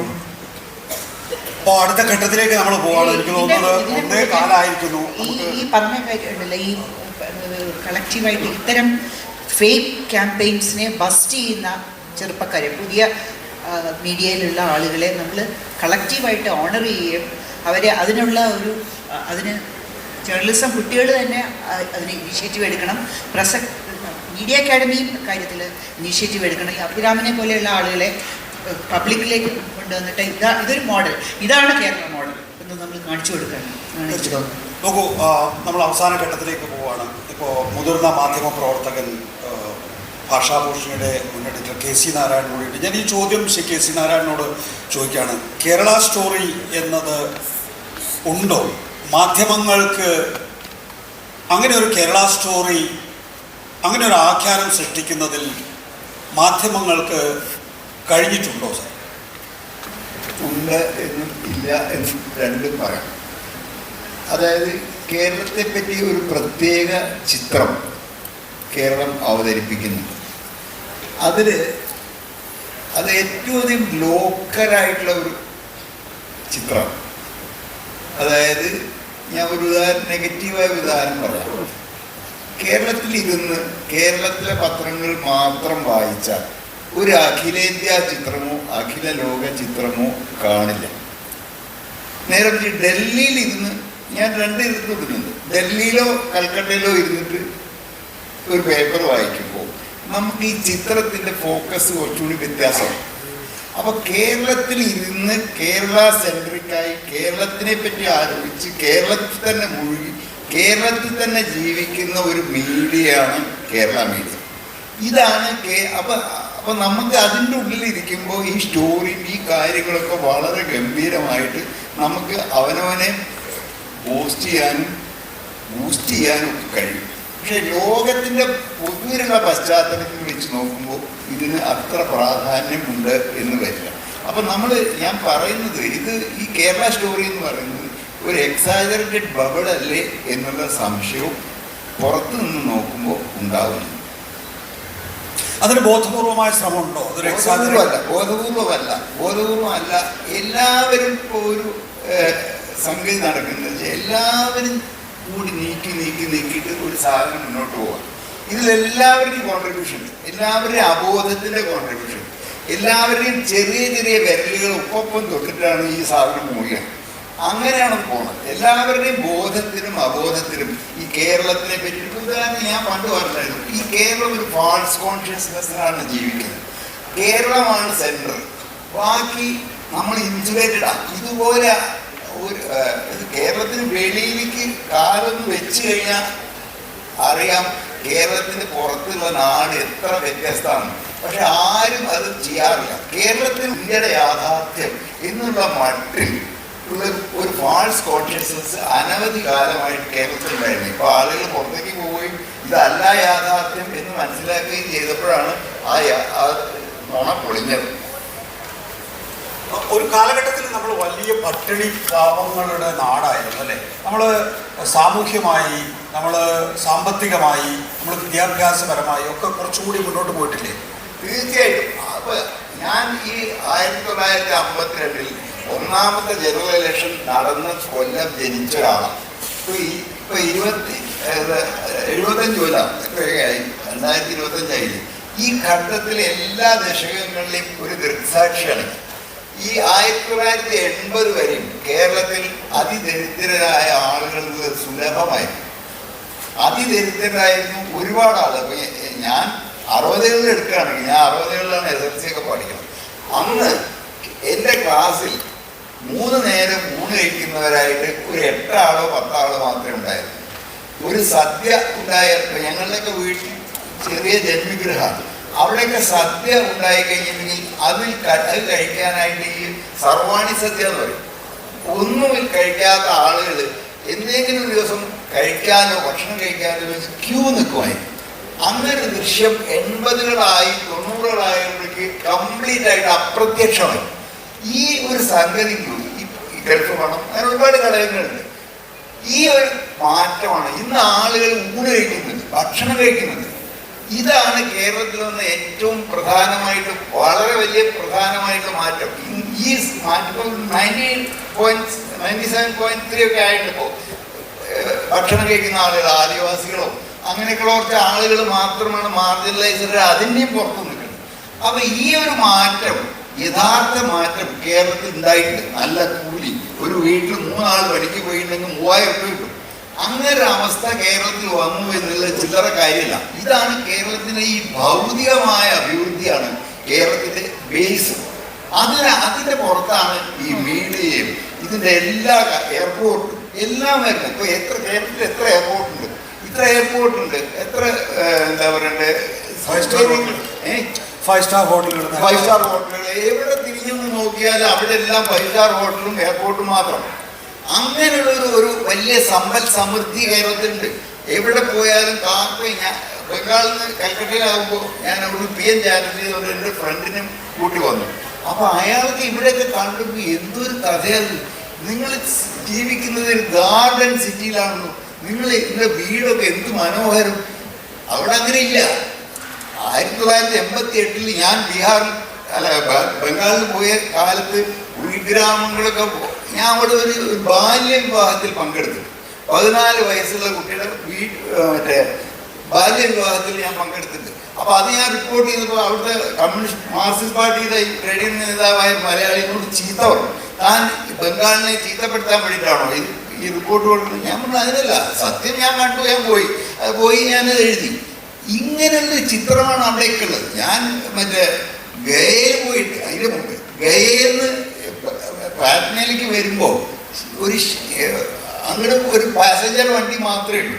അവിടെ ടിക്കറ്റ് എടുക്കാൻ ഞങ്ങൾ ചെന്ന് ക്യൂ നിന്നപ്പോൾ റെയിൽവേ ബുക്കിംഗ് ക്ലാർക്ക് ചോദിക്കുക, നിങ്ങൾ മലയാളിയോ അല്ലേ? അല്ലാതെ ആരും അവിടുത്തെ ടിക്കറ്റ് എടുക്കാറില്ല. ഇതൊരു ഗയയിൽ നിന്ന് തിരിച്ചു വരുമ്പോൾ ആ വണ്ടി എല്ലാ സ്റ്റേഷനിലും നിർത്തും. കാരണം എന്താ വെച്ചാൽ ഈ മറ്റേ പാല് കയറ്റാനും ഇറക്കാനും കർഷകർക്ക് ആവശ്യമുണ്ട്, ഇടയ്ക്ക് നിർത്തണം. അങ്ങനെ നിർത്തുമ്പോൾ ഗയയിൽ നിന്ന് തന്നെ മറ്റേ ഒരു ശവത്തിന് കയറ്റും. അപ്പൊ ശവം വളരെ സുഖമായിട്ട് നിലത്ത് കിടന്നു. ഞങ്ങൾ ശവത്തിൻ്റെ അടുത്ത് വളരെ സന്തോഷമായിട്ടിരുന്നു. ഗയ 4 മണിക്കൂറാണ് അവിടെ എത്തി. അവർ ഗയ എത്തിയപ്പോൾ ഈ ശവത്തിനെ അഴിച്ചു അങ്ങോട്ട് കൊണ്ടുപോവുകയും ചെയ്തു. കാരണം അവർക്ക് ഒരു മൃതദേഹം ഗംഗയിൽ കൊണ്ടുപോയി ദഹിപ്പിക്കുക എന്നത് ഏറ്റവും വലിയ പുണ്യകർമ്മം. അതിന് ടാക്സി കൂലിയോ വണ്ടിക്കൂലിയോ ഒന്നുമില്ല. അതെന്താ ചെയ്യുക, നമ്മളെ തീവണ്ടിയിട്ട് അതിൽ കയറും. എല്ലാവരും എല്ലാവരും കൂടി ഇല്ല, ശവവും വെജിതമ്മയും പാലും എല്ലാം അതിൽ തന്നെ പോകും. ഇതാണ് 2 അറ്റം. ഈ കേരളത്തിൽ ഞാൻ പോയി അവിടെ എത്തുന്ന അറ്റം കാണുന്ന ഇങ്ങനെ. ഈ വ്യത്യാസം എന്ന് പറയുന്നത് ഇപ്പൊ അതില്ലായിരിക്കാം. പക്ഷെ കേരളത്തിലെ വ്യത്യാസം വന്നതിൽ ഭയങ്കരമായിട്ടുള്ള വ്യത്യാസം തന്നെയാണ്. കേരളം അതിൽ നമുക്ക് അഭിമാനിക്കാം. എല്ലാവരും ഭക്ഷണം കഴിക്കുന്നു. ഇതാണ് കേരളത്തിൽ ഒന്നും മോഡലിന്റെ വ്യത്യാസം. സാർ, എനിക്കൊരു സംശയമുണ്ട്. നമ്മളിപ്പോൾ കേരളം സോഷ്യൽ ഇൻഡസ്ട്രീസിൽ ഈ തരത്തിലൊക്കെ മുന്നേറി എന്ന് പറയും. നമ്മൾ ഇപ്പോൾ കാണുന്നത് ഒരു പക്ഷേ ഏറ്റവും കൂടുതൽ വിഷ്വൽ മീഡിയയിൽ ഇങ്ങനത്തെ വാർത്തകൾ കൈകാര്യം ചെയ്യുന്ന ഒരാളെന്ന നിലയ്ക്ക് കുറ്റകൃത്യങ്ങൾ വർദ്ധിക്കുന്ന നിരക്ക്, അല്ലെങ്കിൽ സ്ത്രീധനം പോലെ നമ്മൾ എത്രയോ കാലം മുമ്പ് നിരോധിച്ചു അതിൻ്റെ പേരിൽ ഇപ്പോഴും പെൺകുട്ടികൾ മരിച്ചുകൊണ്ടിരിക്കുന്നത്, അന്ധവിശ്വാസങ്ങൾ. ഒപ്പം ഇതിൻ്റെ ഒക്കെ ഒരു സൈഡിൽ മയക്കുമരുന്നിൻ്റെ ഒരു നെറ്റ്വർക്ക് നമ്മുടെ ഈ ഇരിക്കുന്ന കുഞ്ഞുങ്ങളുടെ ഇടയിലൊക്കെ, അല്ലെങ്കിൽ അതിലും ചെറിയ കുഞ്ഞുങ്ങൾക്കിടയിൽ എത്തിയിട്ടുള്ളത്. അപ്പം നമ്മൾ നേരത്തെ പറഞ്ഞ ഈ ഫോൾസ് ബബിളിൽ എല്ലാം സുന്ദരമാണെന്ന് നമ്മൾ പറഞ്ഞ് അഭിരമിച്ചിരിക്കുന്ന നേരം ഈ റിയാലിറ്റിയെ എത്ര കണ്ട് അഡ്രസ്സ് ചെയ്യാൻ ഇവിടുത്തെ ഗവൺമെൻറ്, നമ്മൾ ശരിയാണ് കേരള മോഡൽ ഗംഭീരമാണ്, കേരള ബ്രാൻഡ് എന്ന് പറയുന്നത് നമ്മുടെയൊക്കെ ഒരു അഭിമാനമാണ്. പക്ഷേ ഇതിൻ്റെ ഉള്ളിലെ ഇത്തരം ഡാർക്ക് സ്പോട്സിനെ നമ്മൾ കണ്ടില്ലെന്ന് നടിച്ച് മറ്റേതാണ് ഗംഭീരമെന്ന് പറഞ്ഞുകൊണ്ടിരിക്കുന്നത് ഒരു യാഥാർത്ഥ്യത്തിന് നിരക്കുന്നതാണോ? അറ്റ്ലീസ്റ്റ് നമ്മളെപ്പോലുള്ള മാധ്യമ പ്രവർത്തകർ അതിനെക്കുറിച്ച് സംസാരിക്കണ്ടേ?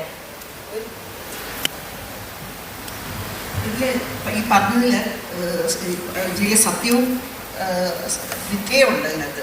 കാരണം നമ്മൾ പോവർട്ടി തുടച്ചു നീക്കി, അതിദാരിദ്ര്യം തുടച്ചു നീക്കി എന്ന് പറയുമ്പോൾ ഈ എക്കണോമിക്സിൻ്റെ ടേംസിൽ പോവർട്ടി എന്ന് പറയുന്നത് രണ്ട് തരമുണ്ട്. അബ്സല്യൂട്ട് പോവർട്ടി, റിലേറ്റീവ് പോവർട്ടി അങ്ങനെ രണ്ട് സംഗതികളുണ്ട്.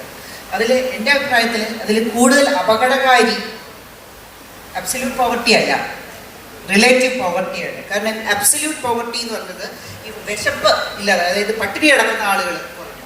നമ്മുടെ ഇപ്പോൾ കേരളത്തിൽ 0.1%, 0.5% മാത്രമേ ഉള്ളൂ ഈ പോവർട്ടി ലൈനിന് താഴെ ഉള്ളൂ. ആ കാര്യത്തിൽ കേരളം മറ്റുള്ള രാജ്യങ്ങൾക്ക് മറ്റുള്ള സ്റ്റേറ്റുകൾക്ക് മോഡലാണ്.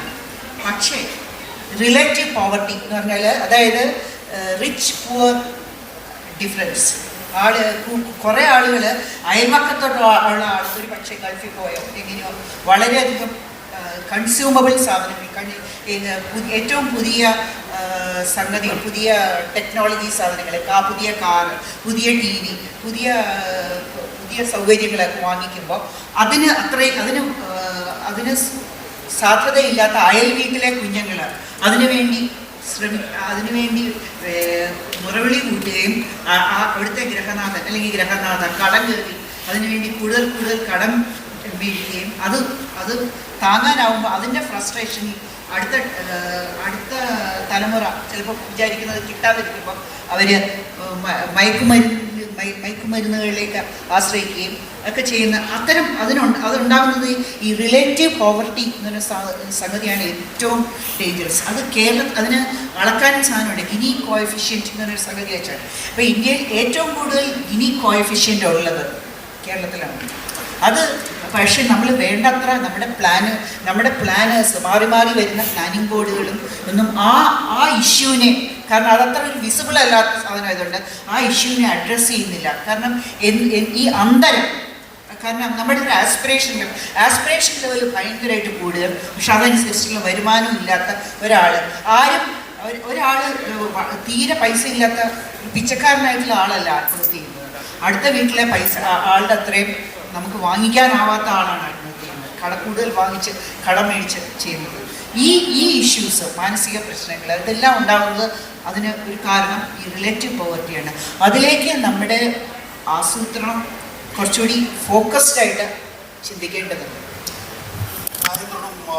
ജോർജ് കള്ളിവയലിനോടുകൂടി നമ്മൾ അവസാനിപ്പിക്കുകയാണ്. നോക്കൂ, ഇതിനകത്ത് നേരത്തെ കേസ് ചൂണ്ടിക്കാണിച്ച ചില വിഷയങ്ങളുണ്ടല്ലോ. അതായത് ഇപ്പോഴും വളരെ പ്രാചീനമായ രാജ്യത്ത് നിന്നുകൊണ്ട് നമ്മൾ എങ്ങനെയാണ് ഈ നിലയിൽ സ്വാഭാവികമായും പ്രവാസം അടക്കമുള്ള കാര്യങ്ങൾ കേസുകാരാണ് ചൂണ്ടിക്കാണിക്കുകയും ചെയ്യുന്നത്.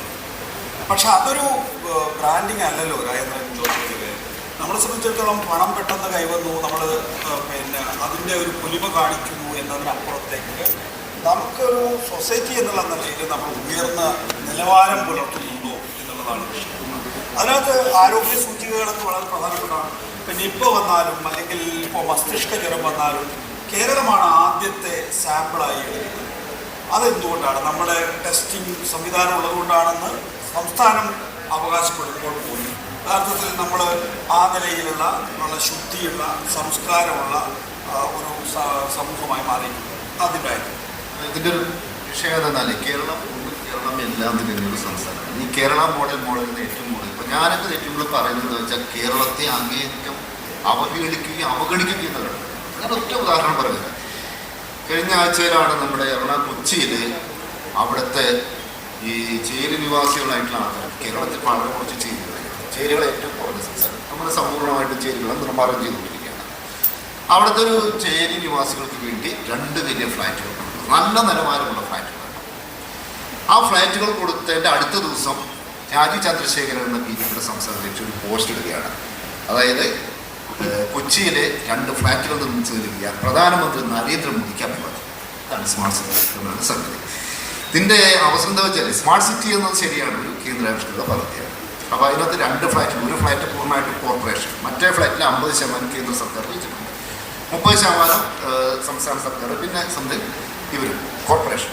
അപ്പോൾ ഇതിൻ്റെ ഒരു വിഷയം എന്താ വെച്ചാൽ കേന്ദ്രത്തിൻ്റെ പദ്ധതിയാണ്, നരേന്ദ്രമോദിയുടെ പദ്ധതിയാണെന്നാണ് പറയുന്നത്. ഇവിടെ വിഷയം എന്താ വെച്ചാൽ ഈ ഡൽഹി എന്ന് പറയുന്ന സ്ഥലത്ത് നരേന്ദ്രമോദിയുടെ വീട്ടിൽ നിന്ന് 100 മീറ്റർ അപ്പുറത്ത് അവിടെ നിർമ്മിച്ച ചേരികളാണ്. മുംബൈ നഗരത്തിലെ 10% ചേരികളാണ്. ഡൽഹിയിൽ ആം ആദ്മി സർക്കാർ അധികാരത്തിൽ വന്നതിന് ശേഷം ചെയ്തെന്ന് പറഞ്ഞ പദ്ധതി നടപ്പിലാക്കി. അപ്പോൾ അവിടെ പുതിയ വീടുകൾ ഉണ്ടാക്കി. ആ വീടുകൾ കണ്ട തീപ്പെട്ടിക്കൂട് റോഡുകൾ എങ്ങനെയാണ് ഒന്ന് ഊതിക്കഴിഞ്ഞാൽ ഒരു ശക്തമായ ഒരു കാറ്റ് തന്നെയപ്പോൾ പടപടി പറഞ്ഞ് കുളിർത്താണ്. അപ്പൊ ഇതിന്റെ വിഷയം ഇതാണ്. ഇതിനെ കേരളത്തെ അങ്ങോട്ട് അവഹേളിക്കുന്നു, കേരളത്തെ അങ്ങോട്ട് തകർക്കുന്നു. അതിനുവേണ്ടിയുള്ള ആസൂത്രിതമായ ശ്രമം നടക്കുന്ന സമയത്ത് അതിനുള്ള പ്രതിരോധമായിട്ടാണ് നമ്മുടെ നേട്ടങ്ങൾ പറഞ്ഞു. ഇത്രയും നേട്ടങ്ങളുണ്ട്. നിങ്ങൾ ആലോചിക്കുക, കേരളം ഒരു കാർഷിക സംസ്ഥാനമല്ല, കേരളം നെല്ലിനെ ആശ്രയിച്ച് ജീവിക്കുന്ന സംസ്ഥാനമല്ല. പക്ഷേ നെല്ലിന് ഏറ്റവും ഉയർന്ന താങ്ങൂരുള്ള സംസ്ഥാനം കേരളമാണ്. ആ കേരളത്തിന് പക്ഷെ 1200 കോടിയാണ് കേന്ദ്ര സർക്കാർ, 1200 കോടി ഏറ്റവും. എന്നിട്ട് എന്താ ചെയ്യുന്ന സർക്കാർ? ബാങ്കുകളെ കൊണ്ട് കൺസോർഷ്യം ഉണ്ടാക്കി അതൊന്ന് വായ്പ എടുത്തു കൊടുക്കുന്നു. വേറെ എവിടെയെങ്കിലും ഇന്ത്യയിൽ എവിടെയെങ്കിലും ഇങ്ങനൊരു സംവിധാനമുണ്ടോ? റബ്ബറിന് കേന്ദ്രമന്ത്രി ജോർജ് കുര്യൻ പറഞ്ഞതാണ്, റബ്ബറിന് തറവിലുള്ള ഏക സംസ്ഥാനമാണ് കേരളം. തറവിലുള്ള ഏക സംസ്ഥാനമാണ് കേരളം. അപ്പൊ ഇതിങ്ങോട്ട് അമ്മാതിരി അവഗണനയും അവഹേളനവും നടക്കുന്ന സമയത്ത് അതിനെ പ്രതിരോധിക്കാനുള്ള വേറെ മാർഗമില്ല. പിന്നെ അതുപോലെ ശ്രീജ പറഞ്ഞ വളരെ പ്രധാനപ്പെട്ട കാര്യമാണ്, പ്രത്യേകിച്ച് അന്ധവിശ്വാസങ്ങൾ വലിയ വിഷയമാണ്, ഒരു സംശയം വേണ്ട. പക്ഷേ അവിടെ എന്താണ് മീഡിയയുടെ റോള്? കുറച്ചു കാലം മുമ്പ് ശബരിമലയിൽ യുവതീ പ്രവേശനം എന്ന വിഷയം വന്ന സമയത്ത് ആർത്തവം അശുദ്ധമാണോ എന്ന ചോദ്യം വന്നപ്പോൾ കേരളത്തിലെ 90% മാധ്യമങ്ങളും ആർത്തവം അശുദ്ധമാണ് എന്ന നിലപാടിനൊപ്പമായിരുന്നു. അതിലേക്കാണ് നേരെ തിരിച്ച് എത്രയും ഇപ്പൊ സരിത അറിയില്ല, അതിക്രൂരമായിട്ട് അവർക്ക് മർദ്ദനമില്ല. അവർ കുറെ കാലം കിടപ്പിലായിരുന്നു. ഒരു വനിതാ മാധ്യമ പ്രവർത്തക അവിടെ ഗുണ്ടാസംഘങ്ങൾ ശബരിമലയിൽ അവർ റിപ്പോർട്ട് ചെയ്യാൻ പോയതാണ്. ഇപ്പോഴും അതിന്റെ ആരോഗ്യ പ്രശ്നങ്ങൾ അവർക്ക് മാറിയിട്ടില്ല. അപ്പൊ ഇത്തരം അന്ധവിശ്വാസങ്ങൾ, ശബരിമലയിലെ മകരവിളക്ക് നിങ്ങളൊന്ന് ശ്രദ്ധിച്ചാൽ മതി, മകരജ്യോതി തെളിഞ്ഞു എന്നായിരിക്കും ഒരു മാധ്യമം ഒഴിച്ച് ബാക്കി എല്ലാ മാധ്യമങ്ങളും മകരജ്യോതി തെളിഞ്ഞു. മകരജ്യോതി തെളിക്കുകയാണ്, അത് കൊടുക്കില്ല. അപ്പൊ ഈ അന്ധവിശ്വാസങ്ങളിലൊക്കെ സ്ത്രീധനം ശരിയാണ്, പക്ഷെ സ്ത്രീധനത്തിനെതിരെ നമ്മുടെ എത്ര മാധ്യമങ്ങൾ അതിനകത്ത് ബോധവൽക്കരണ വാർത്തകൾ, ഇത് സ്വയം വിമർശനപരമാണ് കേട്ടോ, സ്വയം വിമർശനപരം കൂടിയാണ്. അപ്പോൾ ഇത് അത്തരം വിഷയങ്ങളുണ്ട്. പക്ഷെ അതിനകത്ത് മീഡിയയ്ക്കും ഒരു കാര്യമായ റോളുണ്ട്. മീഡിയയ്ക്കും ഇത് അന്ധവിശ്വാസങ്ങളെല്ലാം ജ്യോതിഷബന്ധമില്ലാത്ത എത്ര പത്രങ്ങളുണ്ട് ജ്യോതിഷബന്ധം ഇല്ലാത്തത്. അപ്പോൾ അതുകൊണ്ട് മീഡിയയ്ക്കും ഇതിനകത്ത് കാര്യമായ റോളുണ്ട്, അതിന് യാതൊരു സംശയമില്ല. പക്ഷേ പറഞ്ഞതുപോലെ അന്ധവിശ്വാസങ്ങളും അതുപോലെ ലഹരി, ക്രിമിനൽ കുറ്റകൃത്യങ്ങൾ, അതെല്ലാം ഒരു വിഷയമാണ്. ജോർജ്, നമ്മുടെ മുതിർന്ന മാധ്യമപ്രവർത്തകനായ സുഹൃത്ത് കെ സി നാരായണനും ശ്രീജ ശ്യാമും നമ്മുടെ ഇപ്പോൾ രാജേന്ദ്രനും എൻ്റെ പ്രിയ സുഹൃത്ത് നികേഷ് കുമാറും ഒക്കെ സൂചിപ്പിച്ച കാര്യങ്ങൾ വളരെ വളരെ പ്രധാനപ്പെട്ടതാണ്. നമ്മൾ പൊതുസമൂഹത്തിൽ കേരളം വളരെ പോസിറ്റീവാണ്, തീർച്ചയായിട്ടും വലിയ നേട്ടങ്ങൾ നേടിയിട്ടുണ്ട്. അപ്പോൾ നമ്മൾ കാണേണ്ടതായ ചില പുഴുക്കുത്തുകളോ പോരായ്മകളോ തെറ്റുകളോ കുറ്റങ്ങളോ ഒത്തിരിയുണ്ട്. പ്രത്യേകിച്ച് ഞാൻ മയക്കുമരുന്നുകളുടെ ഉപയോഗം വലിയൊരു പ്രശ്നം തന്നെയാണ്, അത് കൂടി വരുന്നുണ്ട്. അതിനേക്കാൾ ഏറെ ഞാൻ കാണുന്നത് ഈ സ്ത്രീധനമടക്കമുള്ള ഈ തിന്മകൾ, അന്ധവിശ്വാസങ്ങൾ വലിയ തോതിൽ ഇപ്പോഴും നിലനിൽക്കുന്നു. ഞാൻ ഡൽഹിയിലൊക്കെ നിൽക്കുന്നവർക്ക് സ്ത്രീധനത്തെക്കുറിച്ച് ആലോചിക്കാൻ പറ്റുന്നില്ല. എൻ്റെ മക്കളൊക്കെ സ്ത്രീധനം ഇപ്പോഴും ഉണ്ട് എന്ന് കേൾക്കുമ്പോൾ തന്നെ ഓരോ കല്യാണാലോചനകൾ വരുമ്പോൾ അവർക്കതിനെക്കുറിച്ച് എത്രയോ കേരളത്തെക്കുറിച്ച് അങ്ങേയറ്റത്തെ മോശമായ അഭിപ്രായമാണ്. കാരണം ഇതിവിടെ ഉണ്ട്. ഈ യാഥാർത്ഥ്യങ്ങളെ നമ്മൾ വെല്ലുവിളിക്കേണ്ടതുണ്ട്, കൂട്ടായി നിന്ന് അത് എങ്ങനെ ചെയ്യേണ്ടതുണ്ട്. പ്രധാനപ്പെട്ട ഒരു വിഷയമാണ് ഈ ഉയർത്തിക്കൊണ്ട് വരുന്നത്, തെറ്റായ ഒരു ഫോൾസ് നറേറ്റീവ് ക്രിയേറ്റ് ചെയ്യുക, അത് കേരളത്തെക്കുറിച്ച് മോശമായിട്ട് പറയുക. അപ്പോഴൊക്കെ നമ്മൾ കാണേണ്ട ഒരു കാര്യം, കേരളത്തിന് ഈ തിന്മകളെയൊക്കെ മറികടക്കാനുള്ള ഒരു ശേഷി കൂടി ഉണ്ട്. ഞാനതിനെ വളരെ പ്രതീക്ഷയോടുകൂടി പോസിറ്റീവ്, കാരണം ഞാൻ നോർത്ത് ഇന്ത്യയിലെ എല്ലാ ഗ്രാമങ്ങളും വടക്കിഴക്ക് മുതൽ മിക്കവാറും എല്ലാ ജില്ലകളിലൂടെയും വളരെയേറെ ദിവസങ്ങൾ സഞ്ചരിച്ചിട്ടുണ്ട്. അവിടെയൊക്കെ കാണുന്ന തിന്മകൾ അന്ധവിശ്വാസങ്ങളുമായൊക്കെ തട്ടിച്ചു നോക്കുമ്പോൾ നമ്മൾ ഇപ്പോഴും, പക്ഷെ ഇവിടെ വളരെ മുന്നിലാണ്, അപ്പോഴും ഇവിടെ വളർന്നു വരുന്നു വർഗീയത, ഫാസിസ്റ്റ് ചിന്തകൾ കൂടി വരുന്നു, മജോറിറ്റേറിയൻ ഭൂരിപക്ഷ ഒരു ചിന്ത, അത് രാഷ്ട്രീയത്തില് മതത്തില് എല്ലായിടത്തും നമുക്ക് കാണാൻ പറ്റും. അതുപോലെ ഈ ജേർണലിസത്തെ മറികടന്നുകൊണ്ട് ജേർണലിസത്തിന് പാരലായി പോകേണ്ട ആക്ടിവിസവും, അത് പലതരത്തിലുള്ള ആക്ടിവിസം ഉണ്ട്. റിലീജിയസ് ആക്ടിവിസം, ഇപ്പം കോർപ്പറേറ്റ് ആക്ടിവിസം, പലതരത്തിലുള്ള ഓരോരുത്തർക്ക് അത് വളരെ ഗോപ്യമായി പണ്ട് ചെയ്തിരുന്നത് ഒരു നാണവുമില്ലാതെ ഒരു മറയുമില്ലാതെ ചെയ്യുന്ന പത്രപ്രവർത്തകർ വരെ നമുക്കുണ്ട്. അപ്പൊ അത്തരം തെറ്റുകളെ നമ്മൾ കൂട്ടായി നിന്ന് പൊതുസമൂഹത്തിന്റെ പൂർണ്ണ പിന്തുണയോടുകൂടി സർക്കാരും NGOകളും മതമേധാവികളും ജാതികളെ ഇല്ലാതാക്കാനും ഇപ്പോഴും കേരളത്തിലുണ്ട്. ജാതി പറയരുതെന്ന് പറഞ്ഞ ആള് ശ്രീനാരായണ ഗുരുദേവന്റെ ശിഷ്യന്മാരെന്ന് അവകാശപ്പെടുന്നവർ എന്തൊക്കെ അദ്ദേഹം ചെയ്യരുതെന്ന് പറഞ്ഞു അദ്ദേഹം ചെയ്യുന്നു. യേശു ക്രിസ്തു എന്തൊക്കെ ചെയ്യരുതെന്ന് പറഞ്ഞിട്ടുണ്ടോ, അല്ലെങ്കിൽ എന്താണ് മാതൃക എന്ന് പറഞ്ഞത്, അതിന് ഘടകവിരുദ്ധമായ കാര്യങ്ങൾ നടക്കുന്നു. ഞാനൊരു മതത്തെ കുറിച്ച് പറയുമല്ലോ, പക്ഷേ മതങ്ങളുടെ ഭാഗത്തുള്ള തെറ്റുകൾ തിരുത്തിക്കാൻ ഒറ്റക്കെട്ടായ ഒരു ശ്രമങ്ങൾ ആവശ്യമുണ്ട്. അതിന് നമ്മളെല്ലാവരും ഒന്നിച്ച് നിൽക്കണം. അത് രാഷ്ട്രീയവും മതവും എല്ലാം തെറ്റ് ചെയ്യുന്നുണ്ട്. ആ തെറ്റുകളെ തിരുത്തിക്കാനുള്ള ശേഷി നമ്മുടെ യുവതലമുറയ്ക്ക് ഉണ്ടാക്കി കൊടുക്കണം. അവിടെ നമ്മളെല്ലാവരും പറഞ്ഞ ഒറ്റ കാര്യമുള്ളൂ, നമ്മളെല്ലാവരും ഒരു പത്രപ്രവർത്തകരായി മാറുക. പുതിയ തലമുറയിൽ എല്ലാവരും അവർക്കുള്ള മീഡിയം ഉപയോഗിക്കുക. അത് സോഷ്യൽ മീഡിയ ആയിക്കൊള്ളട്ടെ, ചിലപ്പം കൂട്ടുകാരോട് സംസാരിക്കുന്നതായിക്കൊള്ളട്ടെ, ചിലപ്പോൾ ഒരു ഇന്റർനാഷണൽ വേദിയിൽ പോയി സംസാരിക്കാനുള്ള ഒരു മറ്റൊരു കോളേജിൽ പോയി പഠിക്കാൻ കിട്ടുന്ന അവസരമായിക്കൊള്ളട്ടെ, അതിനെയൊക്കെ നമ്മുടെ ഒരു പുരോഗമന സംസ്ഥാനം എന്ന നിലയിൽ കേരളത്തെ വീണ്ടും അതിൻ്റെ മഹത്വത്തിലേക്ക് ഉയർത്തിക്കൊണ്ട് വരുവാൻ നമുക്ക് കൂട്ടായിരിക്കാം. അതിന് പൂർണ്ണ പിന്തുണ കൊടുക്കുവാൻ നമ്മുടെ മാധ്യമങ്ങളും തയ്യാറാകട്ടെ.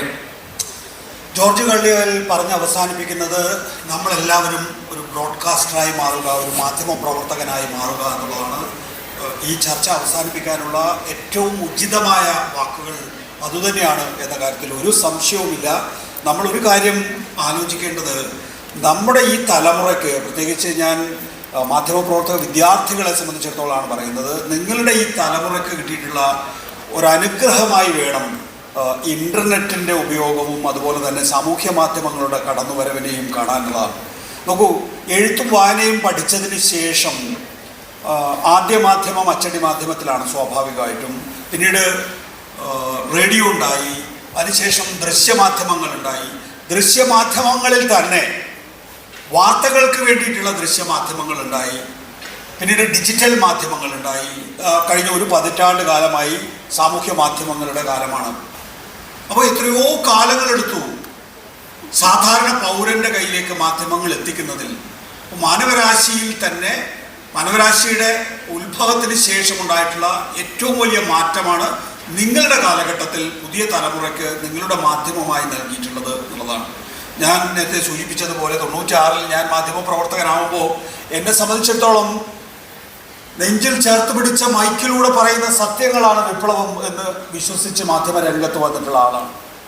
ആ മാധ്യമ രംഗത്ത് വന്നപ്പോൾ പിന്നീട് വാർത്ത വായിക്കാം എന്നായി. ആവേശകരമായിരുന്നു ആ മുന്നോട്ട് പോക്ക്. പിന്നീട് ചർച്ചകൾ നയിക്കാം, പൊളിറ്റിക്കൽ ലീഡർഷിപ്പിനെ മുന്നിലിരുത്തി നിങ്ങൾക്ക് ചർച്ചകൾ നയിക്കാം എന്നുള്ളത് വന്നു എന്നുള്ളതാണ്. അപ്പോൾ ഇന്ന് നോക്കുമ്പോൾ എനിക്ക് കിട്ടിയിട്ടുള്ള ഒരു വിദ്യാർത്ഥി എന്ന നിലയിൽ കിട്ടിയിട്ടുള്ളതിനേക്കാൾ ഉപാധികൾ, സങ്കേതങ്ങൾ യഥാർത്ഥത്തിൽ സാമൂഹ്യ മാധ്യമങ്ങളിൽ നമുക്കുണ്ട്. ചുരുക്കെഴുത്ത് എഴുതാൻ അറിയുന്നവർക്ക് ട്വിറ്റർ ഉപയോഗിക്കാം, അല്ലെങ്കിൽ എക്സ് ഉപയോഗിക്കാം. ദീർഘമായി കാര്യങ്ങൾ പറയണമെന്നുള്ളവർക്ക് ഫേസ്ബുക്ക് ഉപയോഗിക്കാം. ദൃശ്യങ്ങളിലൂടെ കാര്യങ്ങൾ പറയണമെന്നുള്ളവർക്ക് ഇൻസ്റ്റാഗ്രാം ഉണ്ട്. ഹാസ്യാത്മകമായി സറ്റയറും മീമും ചെയ്യാം, വ്ലോഗ് ചെയ്യാൻ സാധിക്കും. ഇനി ഡീറ്റെയിൽ ആയി എക്സ്പ്ലെയിനേഴ്സ് ചെയ്യാം. അങ്ങനെ ദൃശ്യമാധ്യമങ്ങളിൽ കിട്ടിയതിനേക്കാൾ കൂടുതൽ സങ്കേതങ്ങൾ യഥാർത്ഥത്തിൽ ഇപ്പോൾ സാമൂഹ്യ മാധ്യമങ്ങളിലുണ്ട് എന്ന് തിരിച്ചറിഞ്ഞുകൊണ്ട് ഈ കാലഘട്ടത്തിൽ നമ്മൾ വെറുതെ ജീവിച്ചു പോയവരല്ല എന്ന് വരാനിരിക്കുന്ന തലമുറയെ ബോധ്യപ്പെടുത്തുന്ന വിധത്തിൽ നമ്മളൊരു പൗരധർമ്മം പാലിക്കുന്ന വിധത്തിൽ, നിങ്ങളുടെ രാഷ്ട്രീയം ഏതുമായിക്കൊള്ളട്ടെ, ഒരു മലയാളിക്കൊരു സ്വത്വബോധമുണ്ടോ, മലയാളിക്കൊരു സംസ്കാരമുണ്ടോ എന്നുള്ളതായിരുന്നല്ലോ നമ്മുടെ വിഷയം. ആ വിഷയത്തിൽ ഉണ്ട് എന്ന് തെളിയിക്കുന്ന വിധത്തിൽ പുതിയ തലമുറയ്ക്ക് മലയാളിയെ, കേരളത്തെ ഒരു ഉന്നതമായി ചിന്തിക്കുന്ന, എല്ലാവർക്കും വേണ്ടി ജീവിക്കുന്ന ഒരു സമൂഹമായി ഉയർത്തിയെടുക്കാൻ നിങ്ങൾക്ക് ഏവർക്കും സാധിക്കട്ടെ എന്ന് പ്രതീക്ഷിച്ചുകൊണ്ട്, ആഗ്രഹിച്ചുകൊണ്ട് ഈ പാനലിലെ ഞാൻ പ്രത്യേകം നന്ദി പറയുകയാണ്. ശ്രീ ജോർജ് കള്ളിവയൽ ദീപികയുടെ എഡിറ്റർ സ്ഥാനത്തിരിക്കുന്ന ആളാണ്. അദ്ദേഹത്തിൻ്റെ അനുഭവങ്ങൾ മുൻനിർത്തി നമ്മളോട് കുറേയധികം കാര്യങ്ങൾ വിശദീകരിച്ചു. സരിതാ മോഹൻ ദീർഘകാലമായി മാധ്യമ പ്രവർത്തകയാണ്. ഞാൻ എൻ്റെ ജേർണലിസം സ്റ്റുഡൻ്റ് എന്നുള്ള കാലത്തും ട്രെയിനി ജേർണലിസ്റ്റ് ആയിരുന്ന കാലഘട്ടത്തിലും കേരളത്തിൽ വളരെ സജീവമായി മാധ്യമ പ്രവർത്തനം നടത്തുന്നയാൾ, ഇപ്പോഴും മാധ്യമ പ്രവർത്തനത്തെ വളരെ സജീവമായി തുടരുന്നയാൾ. ആർ രാജേന്ദ്രൻ എൻ്റെ സഹപ്രവർത്തകൻ. അദ്ദേഹം കൈരളിയിൽ ദീർഘകാലമായി പ്രവർത്തിക്കുന്നു. അതിനപ്പുറത്ത് അദ്ദേഹം സാമൂഹ്യ മാധ്യമങ്ങളുടെ സാധ്യതകൾ കൂടി അന്വേഷിക്കുന്ന ആളാണ്. കൈരളി സാറ്റലൈറ്റിലൂടെ വരുമ്പോൾ അതിനൊരു ഫുട് പ്രിൻ്റ് ഉണ്ട്. ആ ഫുട് പ്രിൻറ്റിനപ്പുറത്തേക്ക് മാധ്യമ ലോകം തേടി നടക്കുന്ന ആളാണ് ശ്രീ ആർ രാജേന്ദ്രൻ. അദ്ദേഹം റിസർച്ച് ചെയ്യുന്ന ആളാണ്. ശ്രീജ എന്നോടൊപ്പം മാധ്യമ പ്രവർത്തനം ഒരു കൊളീഗാണ് എൻ്റെ. അവരെ സംബന്ധിച്ചിടത്തോളം ദീർഘകാലമായി വ്യത്യസ്ത മേഖലകളിൽ ഒരു ആങ്കർ എന്നുള്ള നിലയിൽ, ഒരു വാർത്താലേഖിക എന്നുള്ള നിലയിൽ വ്യത്യസ്ത തലങ്ങളിൽ പ്രവർത്തിച്ച് ഇതിനകം തന്നെ കേരളത്തിലെ ശ്രദ്ധേയമായ മാധ്യമ മുഖങ്ങളിൽ ഒന്നായി മാറുകയും ചെയ്തിരിക്കുന്നു. ഇവരുടെ ഒപ്പം ഇരിക്കാൻ കഴിഞ്ഞതിൽ ഞാനും ഭാഗ്യവാനാണ്. അതോടൊപ്പം തന്നെ പ്രസ് അക്കാദമി നേരത്തെ ജോർജ് ചൂണ്ടിക്കാണിച്ചതുപോലെ തന്നെ ലോകത്തുണ്ടാവുമായിരിക്കും, പക്ഷേ ഇന്ത്യയിൽ ഉണ്ടാകില്ല എന്ന് നമുക്ക് ഉറപ്പിക്കാം. ഈ കേരളത്തിലെ പ്രസ് അക്കാദമിയാണ് ഇത്തരം സംവാദങ്ങൾ സംഘടിപ്പിക്കുന്നത് വ്യത്യസ്ത വിഷയങ്ങളിൽ. അതിന് കേരള പ്രസ് അക്കാദമിയെയും അതിൻ്റെ ചുമതലക്കാരനായിട്ടുള്ള ശ്രീ RS ബാബുവിനെയും അഭിനന്ദിക്കുന്നു. ഈ പാനലിലെ എല്ലാവർക്കും വേണ്ടി ഞാൻ എല്ലാവർക്കും നന്ദി രേഖപ്പെടുത്തുന്നു. വാർത്തകളും വിശേഷങ്ങളും അവസാനിക്കുന്നില്ല. കൂടുതൽ വാർത്തകളും വിശേഷങ്ങളുമായി വീണ്ടും കണ്ടുമുട്ടുന്നതുവരെ അവർക്ക് നന്ദി, നമസ്കാരം.